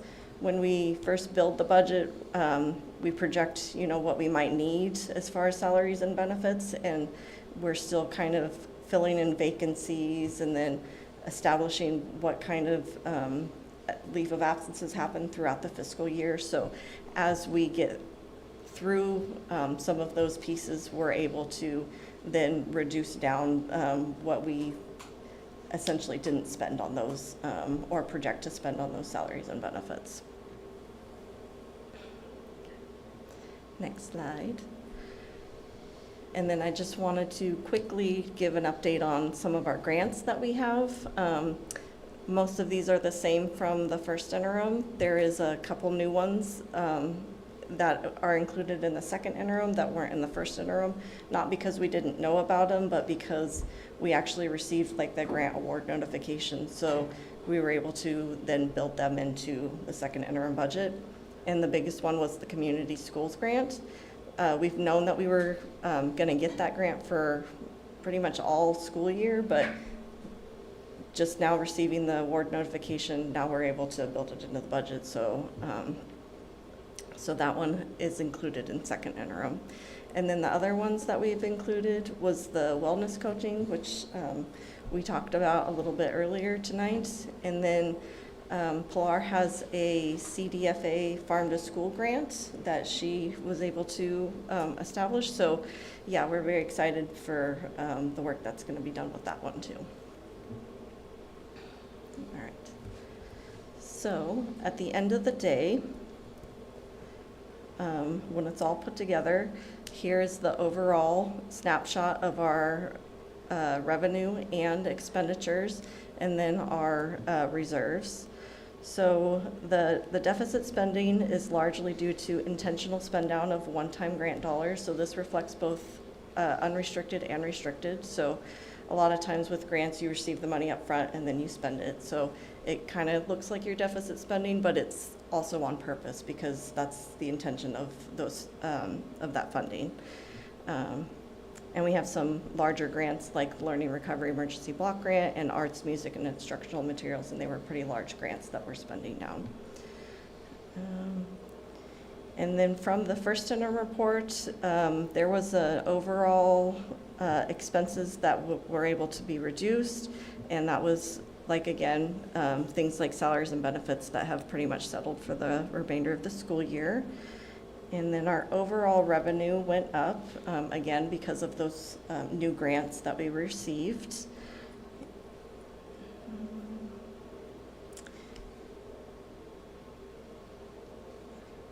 And then the reserves listed are a combination of the 9% special reserve that the board has in place, a 3% reserve for economic uncertainty that is required by the state, and then some assigned sources from resources like supplemental and concentration and lottery, where we don't have 100% of it planned out for this school year, but we still intend to use those dollars for specific purposes.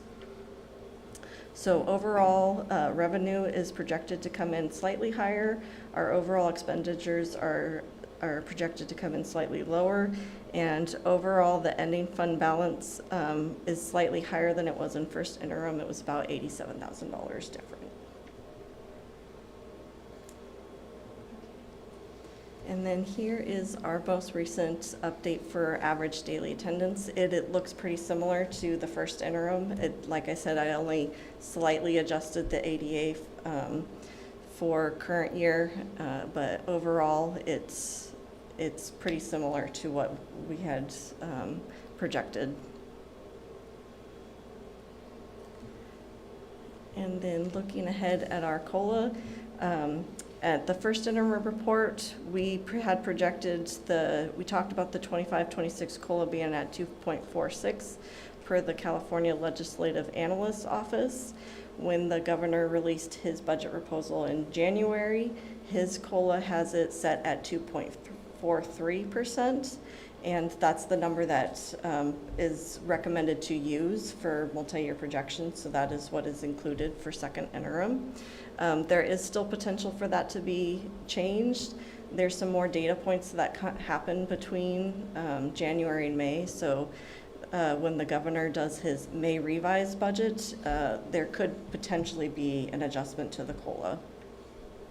But for right now, this is the number we have, and this is the number that they're encouraging us to use, and that we are. And then just to the right of the slide, there's some fun facts about the COLA and the difference between the school COLA and a general COLA.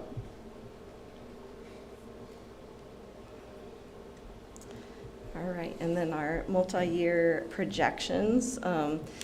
In December, at the first interim, we had discussed that the district was looking for a $587,000 targeted reduction. Last month, we shared that we have identified an overall reduction so far to the unrestricted side of the budget of about $800,000. And this is, oh, it didn't, sorry about that, the chart to the right. I'll make sure that those numbers are planted. It's right on assembly here. Okay. Yeah. Sometimes when it translates from PowerPoint to Google, it gets a little bit wonky. So, so that was the slide that was shared last month. I just thought it was fitting to plug in here, so you could see what those categories were again. So then, in kind of wrapping up everything, this is kind of a highlight overview of the second interim budget. You know, we've got 3 new grants included in the report. Our cash flow for the district is very healthy, and our reserves that we have available to the district are really healthy. So our district is able to certify as positive, and again, this means that the district can meet its financial obligations for the current year and subsequent 2 fiscal years, which is a really great thing for the district to be able to do. So That's kind of the overall of the second interim report. Was there any questions? Someone else can go first. I do have a few comments, questions. Well, you mentioned the budget committee. Did we ever decide on? Yes, sorry about that. I kind of skipped over that piece. There is a budget committee meeting. I tentatively have it set for March 19th. I may ask to see if we reschedule that to like the first week in April, just because there will be a little more data points that I'll be able to give more feedback on to get better information from the group. So. And did we ever have a board member or board members that wanted to sit in on that? I don't know that there was an I don't know that we made any decision on that, but. There was a group email that went out, but it referenced 2 people, but then I thought Scott and I were going to the first one that we didn't actually get notified of the date, so I didn't respond to that email because, like I said, there was 2 other board members. Well, I think what it was determined is that we would bring it up at the meeting. Okay, so we'll bring it, Yeah. I mean, this may not be maybe in future planning, housekeeping, we'll figure it out. Okay. Yeah, that would be great to know. So that was kind of, when I reviewed the committee list, I didn't see names listed for the budget, so that's why there wasn't anybody invited. So sorry about that, that was on me, but we would love to have you guys there so that we can include you. Well, I would think to start with. Thank you.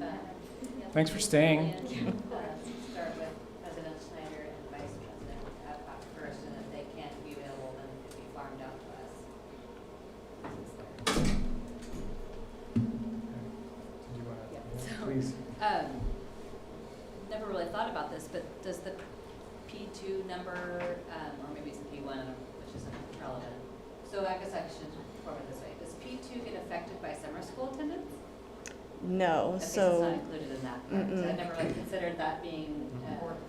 No, they consider, so they call that annual, and that reflects that time period between April and the end of the fiscal year. So summer school is kind of tricky in the reporting world for this. It kind of depends when it ends. So if it ends in the new fiscal year, then it gets counted towards next year's budget. If it ends in the current fiscal year, then it counts towards the current year's. Next year. Yeah. July 10th, yeah. Interesting. So it does kind of affect it A little bit, yeah. Well, I mean, So you will do the- get the money, it just depends on, split. yeah. Mm-hmm. For the future year. But going back to slide 10, this is alarming, and this is what the public needs to see. And it could be illness, but like, why do we have 119 kids not, we have what we're getting paid for, ADA, but look at our enrollment. I mean, that's 119 kids. What does that equate to in money? I could Roughly. get, I could get you that number, Like yes. 10,000, Mhm. what was it, like 9 or 10,000 a kid? A lot of money. Yeah. It's a lot of money, so Mhm. we need to know why people aren't coming to school. Mhm. An illness, of course, that's not what we're talking about, but that's why we can't do everything. We can do lots of things, but we can't do everything, and that has kind of been steady, but Mhm. people need to see that. I mean, we have that many kids to serve, and we're getting paid for 1,500. That's troubling to me. And then I also wanted to know, is there really a couple of schools in our county that are going to be filing qualified budgets? Do you know that in your world? Is that I have heard that, yes, there is some within the county of Mendocino that have to certify as well. So I'm happy we have a reserve to keep these things going, but with the grants are amazing, and I'm so thankful for them, but come down the road, that the services that we're getting, which are amazing, aren't going to be able to be continued unless we get, more attendance, engagement, or have a plan, and so I'm thankful we have the reserve, but I don't know if it's going to hold, because we have so many other elements that. And one of the positions that we're working on with community schools planning is an attendance liaison that can specifically work on going out to homes and supporting families with getting kids to school, because we want them in school so they can learn, and then that'll help the whole fiscal situation as well, but that's certainly secondary to the students being here. And I think with all this rebranding and website and newsletters we might be doing, I think having your kid go to school will be a major message in a cute, fun, we were at the conference, whatever, a year and a half ago, there was some really cute ways to communicate that out, the urgency of it and the importance of it, so maybe we can keep that in mind. Absolutely. Sorry. Yeah, no, you're good, that was good, Just Is that it? thankful for the clear reporting, so it makes it, the other report that's California State required is cumbersome for the public and for me, because I want to double click on things and there's no capability of that. Not like QuickBooks. Yeah, right. I won't like to see what is this? So this has been helpful to understand each stage, so I Oh, appreciate good, thank you. That's good feedback. Yeah. Any other questions?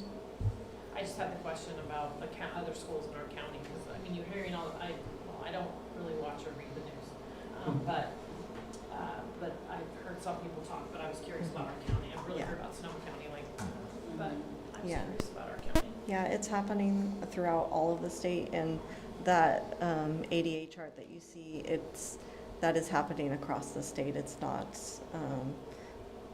just a Mendocino County problem. It is across the state. So there's a lot of school districts that are facing these similar challenges and more challenges because they are having to file as qualified or even negative in some instances.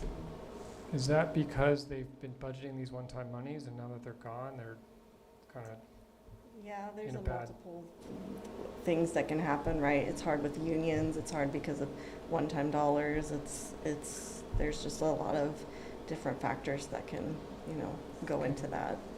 Well, and I think it also, Dana, when you talk about that chart, is that's why CSBA and some other people were really pushing the lawmakers and things to fund us based on enrollment, not because we had to be ready for that number of students and not who actually shows up every day. So either way, you have to have a seat for that kid, whether they never come to school, and that, of course, could add another teacher in a grade level and all these snowballing costs. So I think that is a bigger push than, the kids need to be in school, right? That we can't teach them, we can't make them eat, provide the wonderful food we have and free lunch and all these things if they're not there. But if we were funded based on enrollment, that kind of died. That seemed to totally, it was not talking points this year. Right. it seemed to go to the wayside.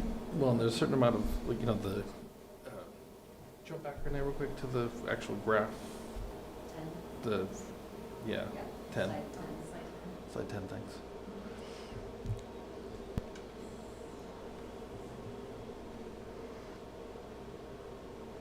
Yeah, there. So, when we're looking at, 35 out of 1654, that's 93% enrollment. And I think the state average is like 95. It's not, we're talking about when people being out sick and you're at 85, that's not bad. And it's, the scale of our graphs is here, so our green graphs are scaled to 0, whereas our attendance graphs are scaled from 1,400 to 1,600, so we can actually see the detail. But really, we're talking, that's 5% right up at the top. You're looking at the very top of a graph. So it's easy to see. When you cut a graph off like that, it does accentuate some of that. The difference because, like I said, it is 93% with a state average of 95%. So we're not like wildly off, but yeah, getting more kids and having them educated is important. Any other questions? Is there any public comment? No public comment. Okay, I will entertain a motion.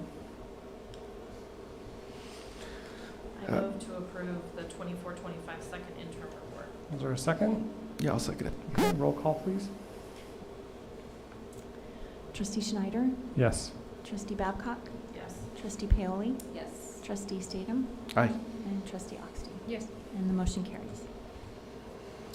Okay, item 10.4, Transportation Safety Plan. Okay, so this is an annual requirement we have. There have not been significant changes other than in our routes to eliminate the language that was in there about stops at the north end, south end, and all that, because we are doing the in-town busing this year. But otherwise, the transportation safety plan and our transportation plan and safety plan stay pretty consistent with what we've had in the past, as it seems to have been working.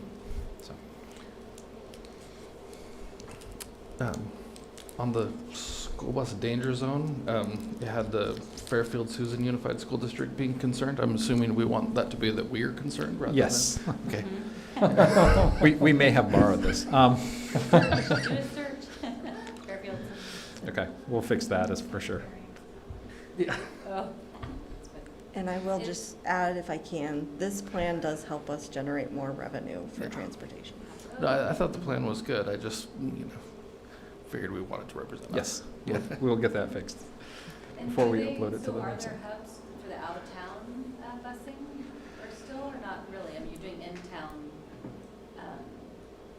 busing now, which is an addition. So how are the out-of-town?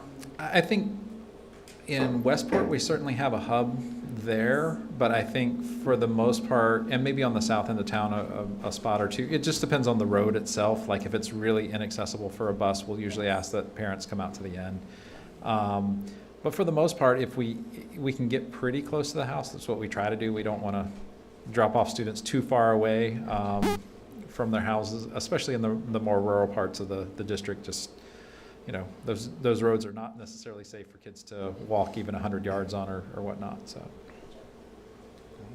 I grew up walking 2 miles home uphill. Both ways. Yeah. Any other questions? Is there any public comment? No, there's no public comment. Okay, entertain a motion. So I move to approve the transportation safety plan. And second. I'll second it. All right, roll call, please. Trustee Oxty? Yes. Trustee Schneider? Yes. Trustee Paley? Yes. Trustee Babcock? Yes. And Trustee Staten? Aye. And the motion carries. Great. Item 10.5, resolution adopting a conflict of interest code. And so this is just pretty standard resolution to ensure that we do have our conflict of interest code updated. And I believe this is an annual requirement, so It is now. yes. So So will we end up populating the resolution? I mean, is this just the policy? yes, we will. City It's does just it the every exhibit from the policy They do it currently. every So 2 years, and it's in line with the elections. I don't know what education does for conflict of interest, but it's the same, similar, to say who's I'll do the research. I knew it was recurring. I'm sorry I didn't. Who's the 87,200 filers for 700, and then who's the not, and who's your consultants. And it's all about, it all stems from Watergate, the 700. Yep. So anyway, so With some modifications thanks to the city of Bell as well. So So anyway, I mean, I guess we're approving this policy, but I guess I would think you'd have to populate it maybe yes. to make it a resolution. Maybe it's not required in education. I don't know. So we have adopted the policy. This would just be adopting the resolution. I'm sorry it wasn't formatted in that way. Yeah, Any other question? Yep. it's non-controversial. I mean, Yeah. yeah. Any other questions? Any public comment? Okay, entertain a motion. I'll move to approve the resolution adopting a conflict of interest code. Is there a second? Second. Okay, roll call, please. Trustee Oxy? Yes. Trustee Statham? Aye. Trustee Schneider? Yes. Trustee Babcock? Yes. And Trustee Paley? Yes. And the motion carries. All right, item 10.6, contract for copy machine rental agreement. All right, so our district here has historically done a 5-year lease agreement with copiers, and ours is nearing or has actually ended its 5-year term. So we have reached out to some vendors to get some quotes. So I've attached all 3 proposals to the agenda, and I did kind of an analysis page so that you could, without having to read through all the weeds if you didn't want to, an overview of all of the contracts. Our current vendor is Discovery, which services Kyocera copiers. Staff here is really, really happy with them. They're really happy with the maintenance team that services the copier machines. They are the most expensive quote that came in. one of the things that I like about the other two companies is we pay more on a per copy basis. So Discovery kind of front loads you copies, so you pay for those copies up front, and if you use them, you do use them, and if you don't, then you kind of lose out on those copies that you paid for already.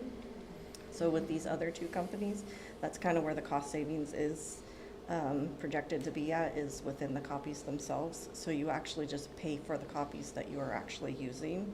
And throughout the county, both companies are still highly recommended, like their service teams and stuff still are able to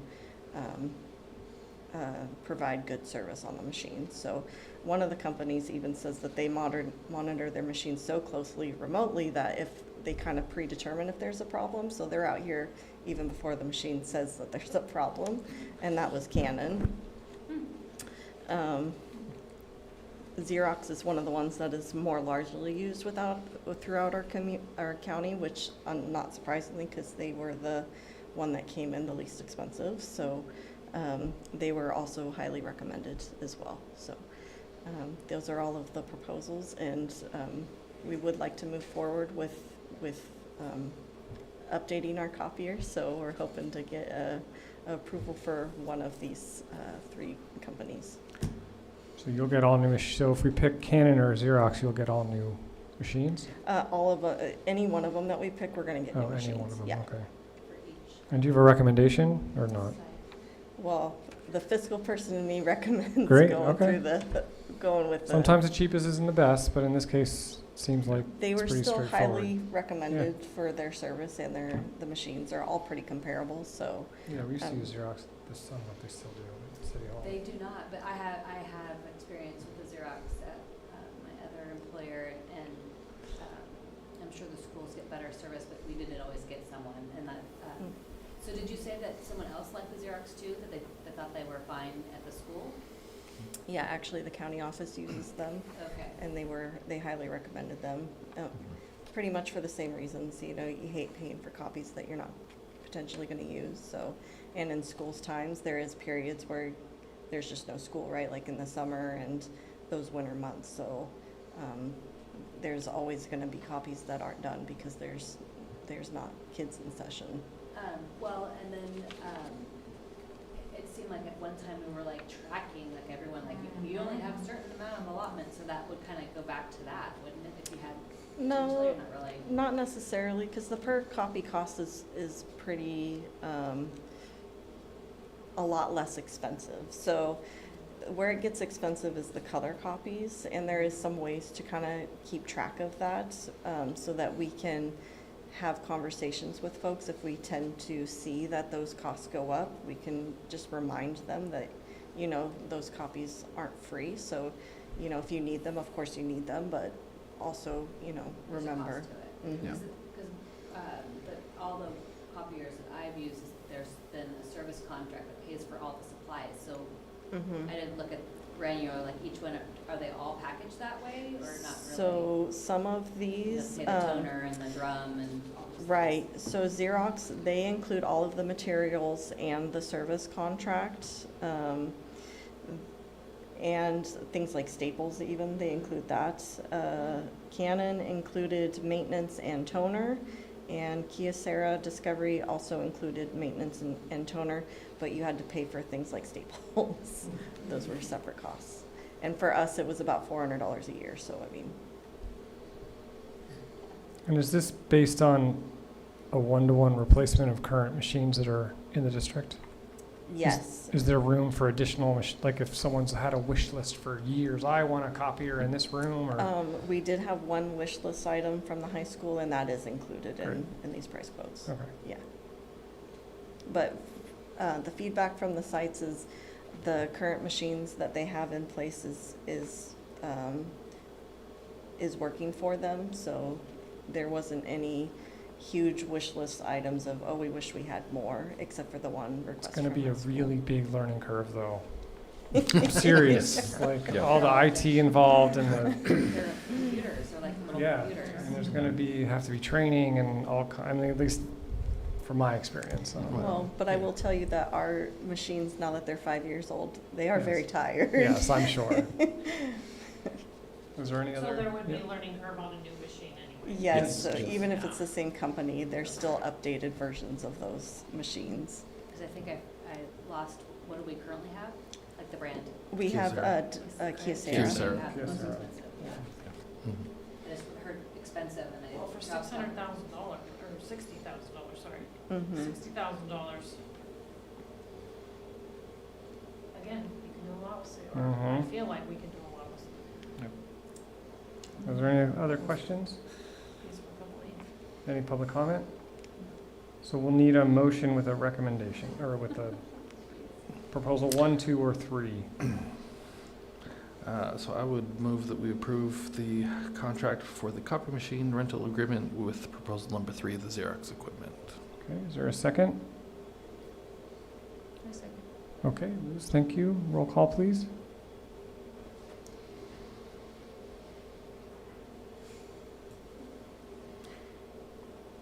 Sorry.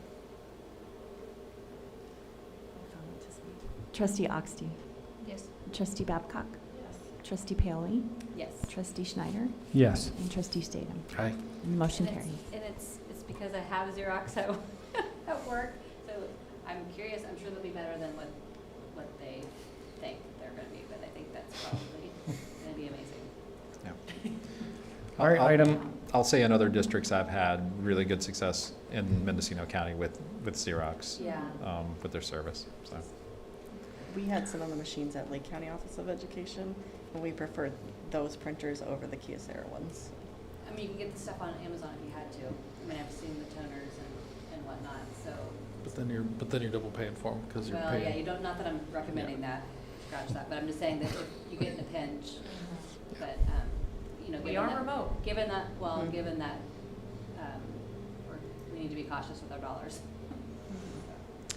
all right, item 10.7, certification of athletic coaches, Title Okay. V. So we are certifying that we are meeting these requirements of Title V with our coaches. If you look at the sports roster, there are a couple of areas of need. We typically fulfill those within the season, and also don't have folks working independently. There's always someone who has those requirements met that are working with students. So if we're missing something, then there's someone else who's available who's can support that as well. It is always a bit of a challenge in getting all these filled in. We do eventually get them all filled in. We withhold payment from anyone until it's received, but we are working on processes to improve this so that it happens just a little bit more seamlessly, so I don't have to bring you a report with any red on it at any point. So meaning the folks that don't have all the pieces complete, they're never with children by themselves? is Right, what you're correct, basically saying. Yeah. And this is anybody, I mean, these aren't necessarily all the paid people, or these? are These positions, volunteer? for the most part, are paid. Yeah, these aren't the volunteer folks. Though we do have. There's a lot of coaches on some Yeah. of these teams. I mean, Some of them must be volunteers. Yeah, some are volunteers. I can't imagine. Just looking at a few names. But we do try to require everyone to get through the CPR and the fundamentals of coaching, you know, that talk about heat exhaustion and concussions and all those pieces of things that are pretty important for students. Mhm. So. Yeah, and in safety, like knowing the piece that was discussed, so that, you know, when there's staff, quasi-staff, if they're at this location, you know, the best route and how to explain to, you know, if they have to call 911, how to get there. So hopefully those pieces somehow get rolled in for safety.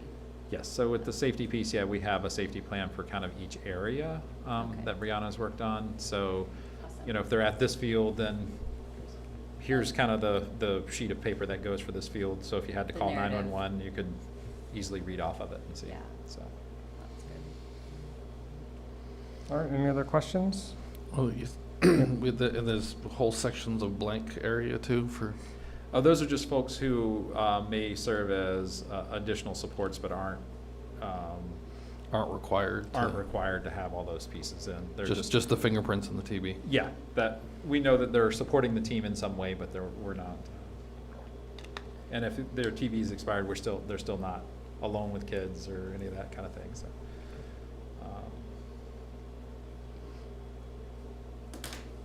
Okay, is there any public comment? No, there's no public comment. Okay, I will entertain a motion. I move to approve the certification of athletic coaches. Is there a second? I'll second it. All right, roll call whenever you're ready. Trustee Oxty? Yes. Trustee Schneider? Yes. Trustee Paoli? Yes. Trustee Statham? Aye. Trustee Babcock? Yes. And the motion carries. Okay, item 10.8, Resolution 25-07, Declaration of Need for Fully Qualified Educators and Annual Statement of Need. So you'll see this come to you sometimes, a couple times during the year. This is a repeat of an earlier, and it's because when you look at the actual paperwork that we're sending in, our estimated number of need for certain pieces, in this one I believe was the bilingual authorization that increased because we had a teacher who has an emergency B-clad, so the bilingual authorization. In that situation, we want this to reflect what our actual situation is at a minimum. And so that's why we would bring it back to you to see. Otherwise, there's no significant changes here. So. Okay, any questions? Any public comment? No. Okay, I'll entertain a motion. I'll move to approve Resolution 25-07, Declaration of Need of Fully Qualified Educators and Annual Statement of Need. Is there a second? I'll second. All right, roll call, please. Trustee Schneider? Yes. Trustee Statham? Aye. Trustee Oxty? Yes. Trustee Babcock? Yes. Trustee Paoli? Yes. Thank you. The motion carries. Okay, item 10.9, Teacher Consent Forms. Okay, so we have some teachers who have the credits needed, but not necessarily the degree or credential for, they have a credential, but they don't have the credential in that particular area. So the law allows us to have them consent to teach that. And so these forms are, again, something we do annually, just as we're doing our planning. These teachers have all been teaching within these areas in the current year, so there's really nothing new here or out of the ordinary. Okay, any questions? Any public comment? Okay, I'll entertain a motion. I'll move to approve all the teacher consent forms. Is there a second? I'll second. All right, roll call, please. Trustee Babcock? Yes. Trustee Paoli? Yes. Trustee Schneider? Yes. Trustee Oxty?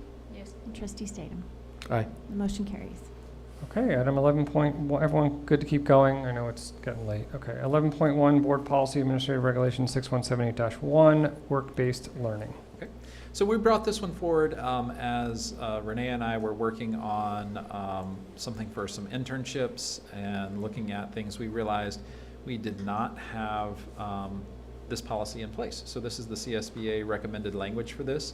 We do have students participating in some work-based learning. So these are our students at our alternative ed who are going out for internships. We also have students who participate in the workability program.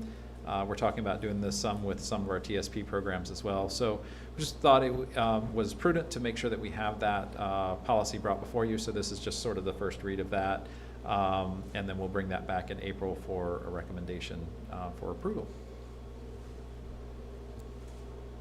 So we do have a student that was at the City Hall that's interning, so I don't know what program, she's a senior. And she came to the I'm trying to council meeting and then was walking through, so I was just curious, I didn't get a chance to. I think that's through our Know-Yo program. Okay. But I know we've got a lot of them in kind of, different classes. There's also, I think, some of the anchor kids were trying to reach out and find some things. Yeah. It's pretty cool. It was really nice to see the engagement. Yep, and it's been very active from the city in seeking that out, so we really appreciate that partnership there to support kids. And we've had folks reaching out from all different sectors to have students involved. So I'll get some numbers on that for you because that's sort of, I realize, area of data that could be very beneficial. You could say, hey, we've got X number of kids who are placed in our Mhm. community and our community supporting them, so. Any other comments on this? I know there's a couple options on policy. And we'll look at similar policies in districts around and make some recommendations on those. Oh, that's under the ad reg, that's Yeah. not the policy, it's the admin reg.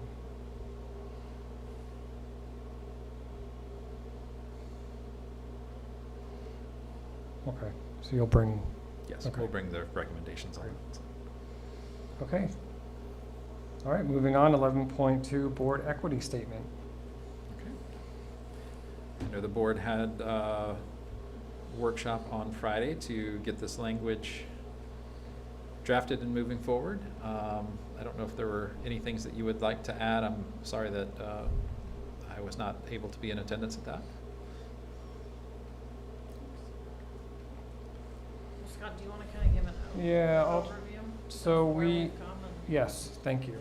So we've been working on this for a while with Nicole Anderson and Associates, and on Friday we kind of went through the draft that's been being worked on the last 3 workshops and cut away all of the red lines and the other edits that didn't make the final version. We wanted to bring it forward in information discussion to have more discussion about it before it was approved. As far as the equity policy, this has some work in it. We took some language out that this was originally a CSBA sample policy. We just made some changes to make it more relevant to us specifically. I know that the equity statement will become part of the equity policy once it's approved. So this is just another opportunity in open session to talk about it and make any further edits or have any further discussion. But I just want to commend the board on all the work that's been done. I think it's been really good for us to gain that extra lens, very important lens, and then once this is done, to next year do the walks and actually see what's happening in the classroom. So this will be our guiding light, Yes. I guess.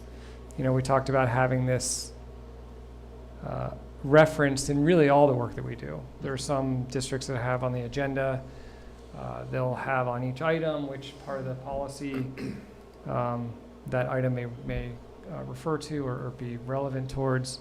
So again, this is really, I think the intent is for this to become a major backbone of the work that we do on a policy level. And I know Nicole's been working with all the staff about on a day-to-day level too. So really important, and I think that we've done great work and just more opportunity for discussion. And I think on page 5, it really, the buckets that they have, I mean, it really has been focusing on, you know, who the district serves, and then having the governance. I mean, really, it's team building and finding out, you know, why are we spending all this time on the board? And I mean, all of these buckets are priorities. I mean, the budget, safety, school climate, teaching and learning, and human resources. And if we just focus on the 4 and then have the demographics, I think we could approach, because a lot of the delivery sometimes that happens in schools isn't the best practice. And I think this work is putting forth of that. It's not criticizing anything. It's just like we can change the way we deliver things because we're giving good service or, you know, just to improving engagement. Because if the delivery is not equity lens, then you lose people. So.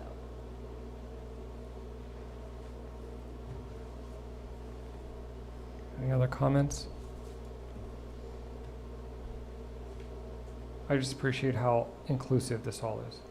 It's not about one group or another group or one group that's not doing as well as another group. It's to everybody.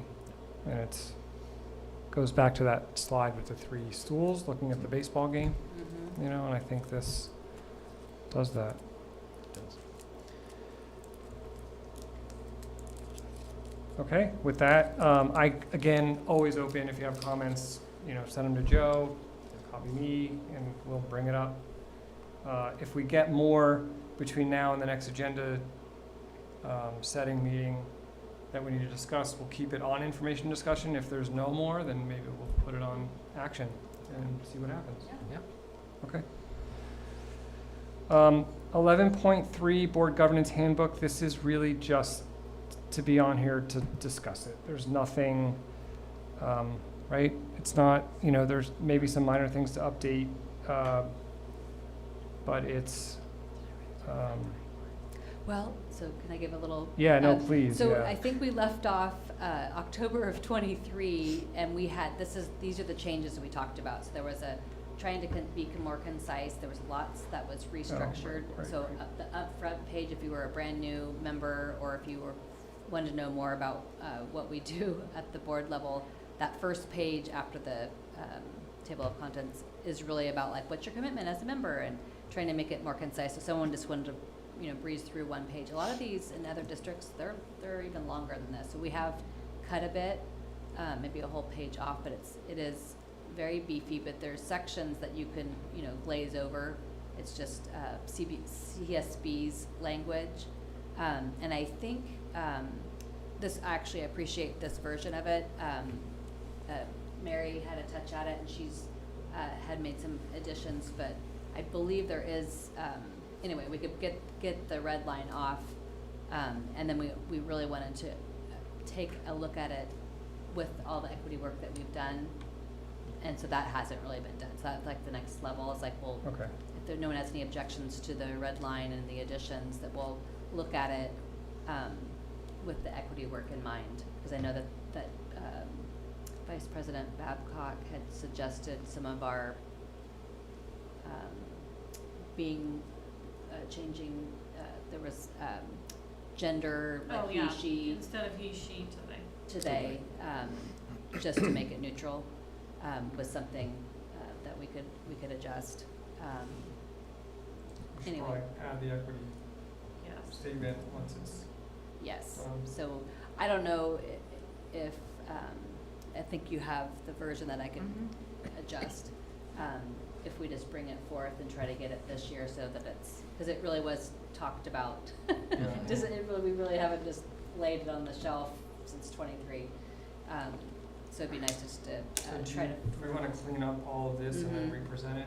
You want under action or? We could Well, probably we bring might it as one more well time. wait till the equity Yeah. statement and then plug it in Right. there, and then, Okay. so So if I'll- we leave it on. So if no one has any objections to the changes that are here, or if you do after, if you want to look at it closer and email me, then I'll just at least clean it up, and then we can, when we're ready with the equity, we can maybe fold it in.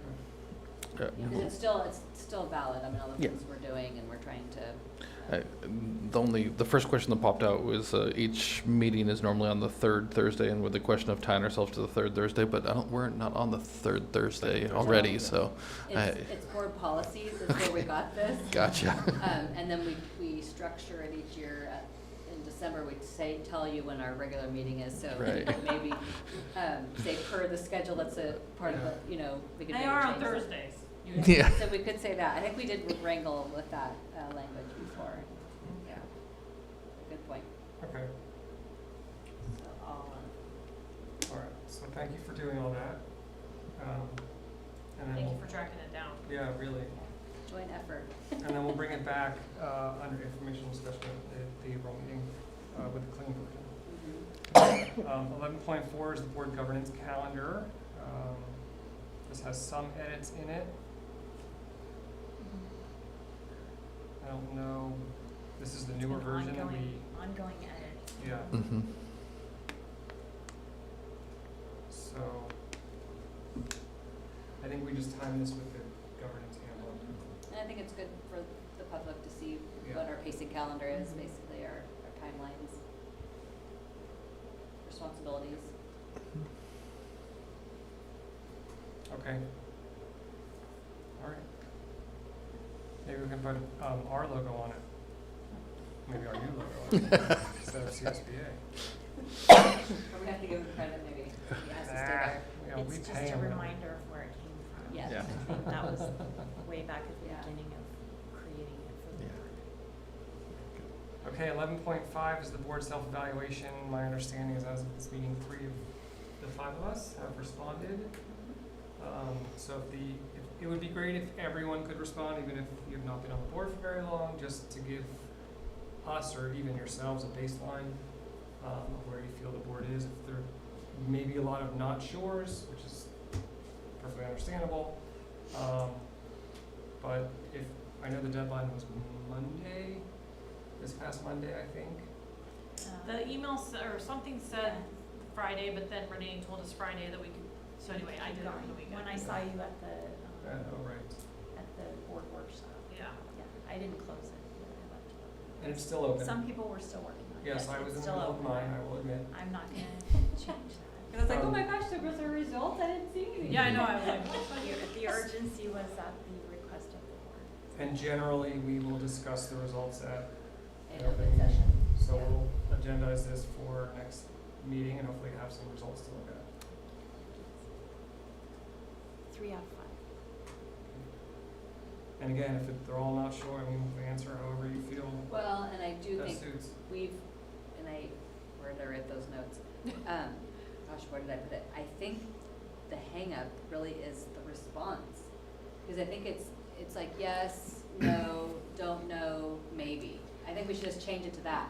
Because then that'll fulfill, some of the questions are like, mostly, sometimes, not at all. It Well, almost and- sounds like it's a deficit response. Yeah. Like, I mean, we're I not can. paying attention. I know, for this. Yeah, but and I think I did fill out not sure on every single one because we're evaluating 2024 performance, and I was Yeah, only at but one there- meeting in but you could have- 2024. you could So have yes, gone on TV and said, no, they are not hitting Yes. this, you know, they need improvement in this Right. Well, area. if he's done it, then did you get mine?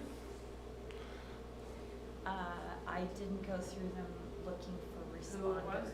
No, I have 3 of 5. Anyway, so maybe in the future, I just think a clear yes, no, maybe, don't know. So when we go over maybe we can talk about Yeah, that. because I get hung up too, that there's swerve, I'm like, See, this time, for some reason, maybe it's just this It space was of my life easier. right now. I thought it was I easier me too. too, I was Like, like, maybe because I backed up yeah. a little bit and didn't, you know, It was really tax get into- season. Yeah, well, I usually. No, I found it easier this year. And I maybe, had yeah, like maybe 5 that I because was just like, I don't like any of these responses. Well, I was pretty brutal on a couple of them. Well, Because maybe I was too. And I was actually thinking of the new pepper, because it was like, do you on board? I'm like, I don't think we did very good. No. Well, to be continued, huh? Yeah, Okay. but my gosh, we really have revised that. I think every year it gets, I know. We always talk about it. It's also very long. maybe that's why people pay people to deal with that.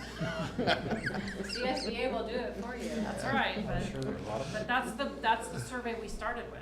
Yeah, I don't That's the mind, one the I questions borrowed. aren't crazy, I mean, we could add equity in there, there are Yes, equity we need questions, them. but we could take a section out and add equity and then summarize those and responses. Okay, so we will bring this back at the next meeting. Maybe it's just I feel that this is done. So it's always about your perception. Mhm. We can try to exchange. Oh, yeah. Yeah, we could, huh? Well, Not now. Yeah. Okay, But 12 you're, point, but you're bored. Yeah. 12.1 board reports. Anyone would like to go first? Anything on our report? I can go first, and I don't have anything to report. Okay. I've been trying to do a shout out, so I think, because I've been pretty sheltered in my exposure these days, I really just want to give a shout out to people that step up. We have my son has a new golf coach and a couple new accessory helpers. And I just want to say that I believe it's truly a positive experience for kids. He's been, I know he's a busy guy, and anyway, so I just thank everybody that does volunteer and give, well, they're not volunteer, I guess they're getting this big paycheck they get. But, it takes a lot of time, and he's just been, it's real, that's how I describe it. It's been a positive experience for kids, and, so, thank you. Unsung heroes, Yep. those hours, because as a parent, I don't know how many kids in the district anymore, but it was a grind just to get to the games, but these folks are going to practice too. So it's a huge commitment, because just getting to the games is a huge commitment in our rural area. So it really is a shout out, because I couldn't do the practices too. I mean, it's he's just hit the ground running, and the 3 or 4 of them are. It's a I lot haven't of- even seen it's a these lot of people, time. but you know, they get it's- trophies. Yes. Everyone, and like a teacher kids and have a- a yeah. uniform, and anyway, it's just Yeah. great. Teachers coaching too. I mean, that's just a big. So this is the first year I have not been able to attend the CSBA. I had every intention, because I really love that stuff. And they had changed. They had too many. I think the problem was they had too many. They had 2 people telling you when to go and come a little bit early, come a little whatever. And then I had a conflict at work, and I thought I made one, missed one. Anyway, total fail on my part. But they didn't really have great topics, I didn't believe, this year. So I will share it out with Do Not Respond. And I feel like, making an appointment with Assemblyman and just, talking the points that are true to us, to our district. But total bummer, because I do love that stuff. And Well, I just want to point out, there was no failure by Diana. there was a timing. Well, There I is couldn't not. be at 2 places at once, Okay, honestly. that's not a And it just failure. dropped, but I know, but I really wanted to be there, and I enjoy it, but it's just like when you just know you drop something in the lake, you're like, it's gone. That was my day. Like, it's okay, I just can't be at 2 places. But I just wanted to shout out to the, being a new employee at the city, there are so many avenues that they're really assisting the school district, and I think that the school district has a really good, with Joe's help with the police department, and that there was a safety meeting, that the SRO is still on the fence.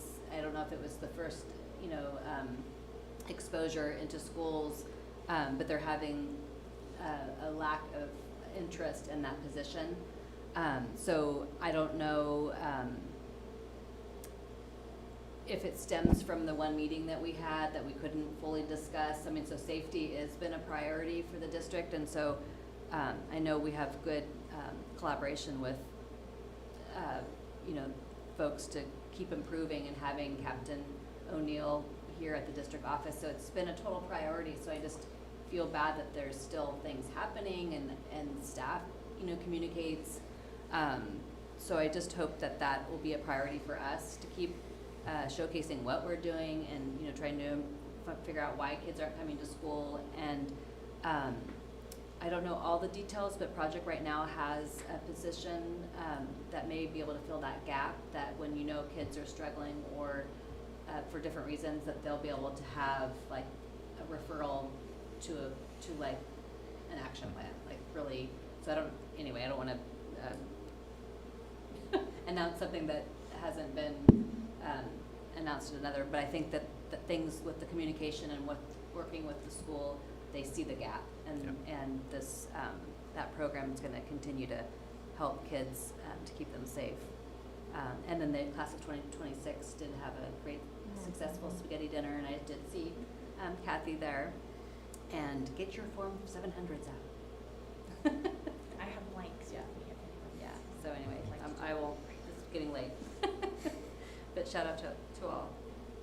So I just have a couple of things, based on some public comment we heard tonight. It'd be great when we're presenting with data. It would be good to see what the stats are. We don't want specific things about incidences or any confidential information, but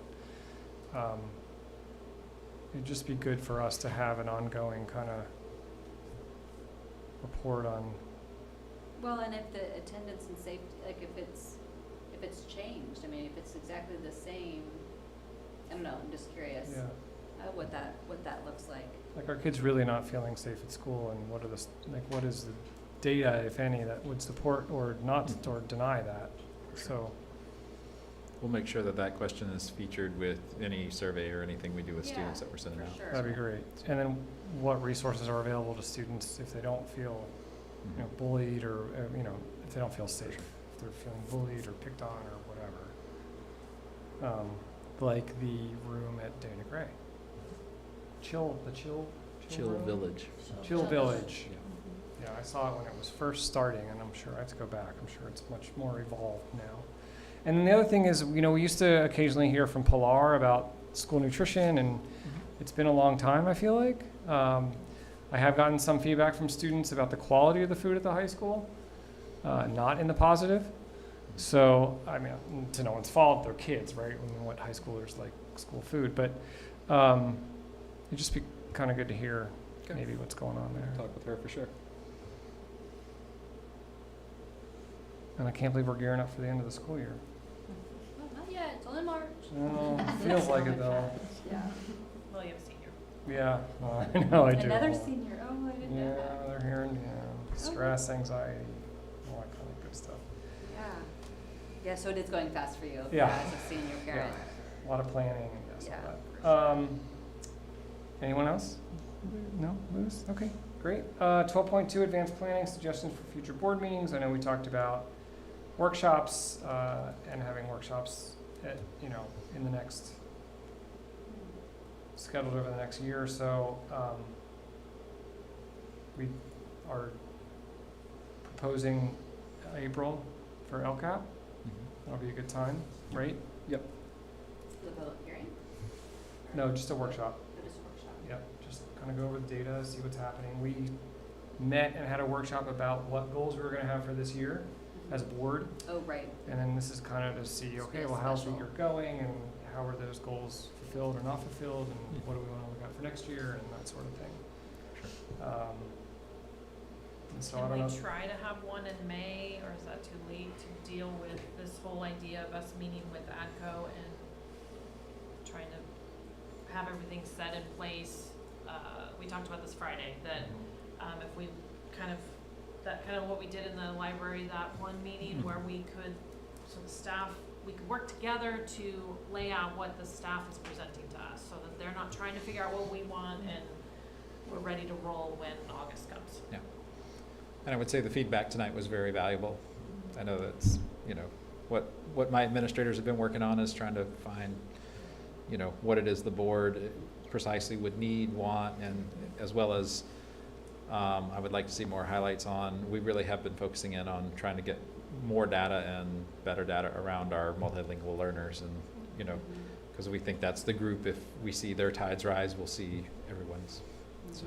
Well, and I've always, this has been my thing since I started in education, but that it's not to check a box. We really want things that are useful to them as well as us, not just, we're doing the pony show at the board meeting because that's what people want to hear. But we want stuff that's useful and, again, shows cohorts and, And oftentimes when we view data, because I'm not in education, no one can be clairvoyant for us, but then you look like, I have more questions. And that must be frustrating on their end, like, we gave you what you wanted last time, and so it's an evolving process. I don't want it to be a loss of what we're getting because it's informative, but it must be frustrating. Do we keep going and presenting and like, well, you just tweaked it some more, but it's like, because we're still learning. I'm still learning. I can speak for myself. I don't want to. Is that if we kind of get some kind of shell, that all the sites can because we talk about how the data that Gary gave us on attendance was amazing, and so people are trying to fill or put data or their presentations in a box that we really haven't defined.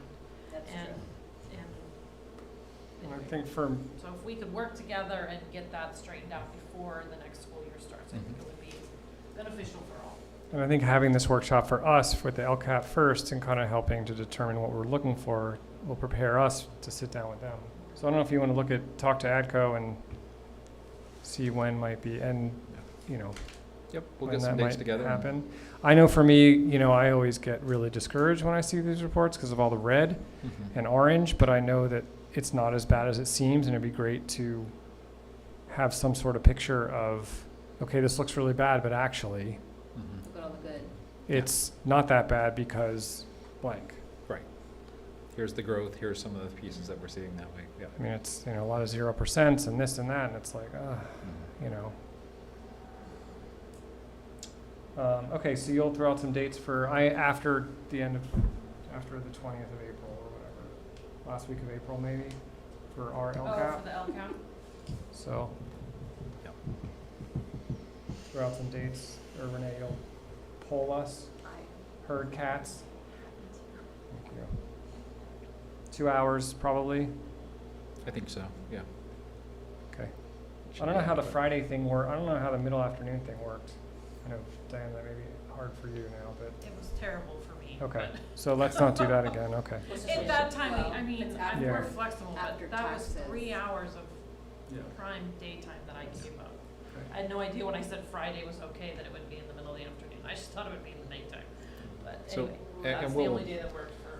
You know, we'll shoot for that after work hours, but try to get a meal in here for you or whatnot, because I know it's really hard to get that in there too. Yeah, we were eating donuts after last one, like, why am I eating a donut? Well, and I also really feel don't bad want this. asking- Yeah, asking. Oh my gosh, The this main is not one, good. asking staff to come in, either, we were here on a Saturday, not last time, but, Yeah, you know, that's true. if we just Yeah. try to, Figure it out, Yeah, it's moderate. just I mean, my I personal have a little things. bit of our, in the bank of where I could flex if it's not the week, there's a lot going, but I'll let you know when I Okay. see the dates.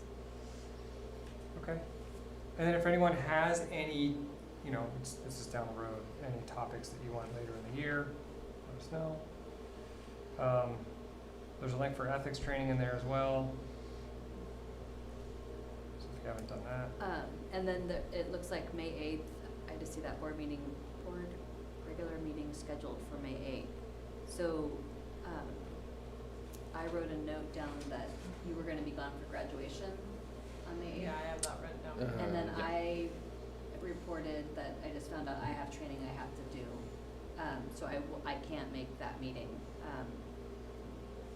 Yeah, don't know that, yeah, I I don't mean- think I have good cause to go in. I don't think going to training is good cause to be able to zoom in. Yeah, I don't think It's so. more of a It's more health, yeah. yeah. So unfortunately, So do we wanna so we just need to make sure we reschedule? have a quorum. So if the three of you can be, Yeah, considering that I don't get this stomach flu, yeah, exactly. I whatever's mean, going on. yeah, so that's tricky. But anyway, so just, Then you can zoom right. Yeah, the June meetings, Ryan, maybe it's. So I'm available, like, I don't Or not May, foresee sorry, June. anything this summer being a conflict for me or anything, but. I think I'm good with May. Do we want to change the main meeting or just keep it, 3 of us? I mean, it's a very early meeting. I mean, because the first is a Thursday, so it's the 1st, 8th, and the 15th are the first three. Well, I mean, But I don't maybe, wanna personally, I'd switch- rather well- move it because I would like to go see my son, but I Okay. missed at Christmas, but, Okay. so I'd like to go in May, but I'm trying to schedule it around. Yeah, Sometime I mean, I don't Oh, with the book study groups the next Thursday. unforeseen, I don't wanna switch everyone else up if it's Yeah. already on the No. schedule. So then we'll leave it. Yeah. Okay. Just hope for the best. Yep. Yep. It's happened once before. Yeah, we've had a meeting with 3. Yeah, Yeah. I mean, it happens, but yeah, I just. Is there, do you know of anything, Renee, that needs a whatever majority, supermajority or whatever it is? Not that I know of at this point. Yeah, Not noth- in May. nothing in May. And unfortunately, June is more critical. the training that I have, it's not like, it happens like once a year. It's like it's not something I It's can just just unavoidable. hunt, yeah, unfortunately. It's okay, Diana, you're Yeah. still not failing. I know. I'm like, don't change the dates. Unforeseen. Yeah, Okay. Anything else? Life is short. yeah. That's true. Okay, with that, I will entertain a motion to adjourn at 8:55. what about the committee? Oh, right, the budget committee. No, I knew there was something else. Yes, Thank you. Sadie. Yes. Who is serving on the budget committee? May I ask the president? Well, I think I barked Schneider. that I thought they should be You asked did, first. but I'm. I was gonna I say, don't know if Diana that's threw out one- a suggestion there. I'm that- asking for Can clarification. we also clarify the oversight committee? Was that supposed to be the bond committee and the name change? Because all the people were, or I couldn't see who else was on the invite, and so I didn't go, but now I'm feeling like I was supposed to be on that The committee. Citizens Oversight Committee? I think that was more informational for you, that it's Oh, not, I didn't even see it. Because I think I was on the, I was gonna say, I don't think there's typically a board member on there, just simply because that's why I there, couldn't see it is people on the invite. organization or a group that reports to the board, Yes. and that report has to be approved, so it's, And that's for the bond, right? yeah, it's for the bond. Right, because I was, Pieces of Jerry and I were originally on the bond committee, Mhm. which met with, we did tour, anyway, we did Right. a bunch Yeah. of front end stuff. Just Right, that was the Citizens decision to- Oversight's just a little bit Take on different. the different- It's some of those same people, but it's just a little, its purpose is a little different in the law, so. Well, I'm happy to attend the next, and you said it'll be April, probably? Yes. Before the break? You don't know yet. after the break, Before the break. spring break. Oh. Spring break is the 7th to the She's like, I 11th. don't know, spring break. I will try and, Okay. I'll see what I can do, because. Whatever it is. But I'm happy to, And maybe I should bow out of that one, because if it's in the middle of the day, that's gonna be really hard, and if it's not like planned now, so maybe. if does someone anyone wants else want to go. join me? Yeah, I'd be happy to join. Yeah. Okay. Great, So yeah, looking at the calendar, it should be before spring break. okay. All right. So if you could invite Sage and myself, that'd be great. Absolutely. And you are officially on So- bond so we're- committee now. No, that's the budget committee. Oh, It's the budget budget committee, sorry. committee. Bond committee doesn't do anything anymore. Not anymore. I'm Work not has needed, I concluded. will not be No, no. offended. Any further work by the bond committee. Okay. All right, any other business before I prematurely call the motion to adjourn Might at as well wait till 9. 8:57? Is there, I move. all right, thank you, Diana. Second? Second. All right.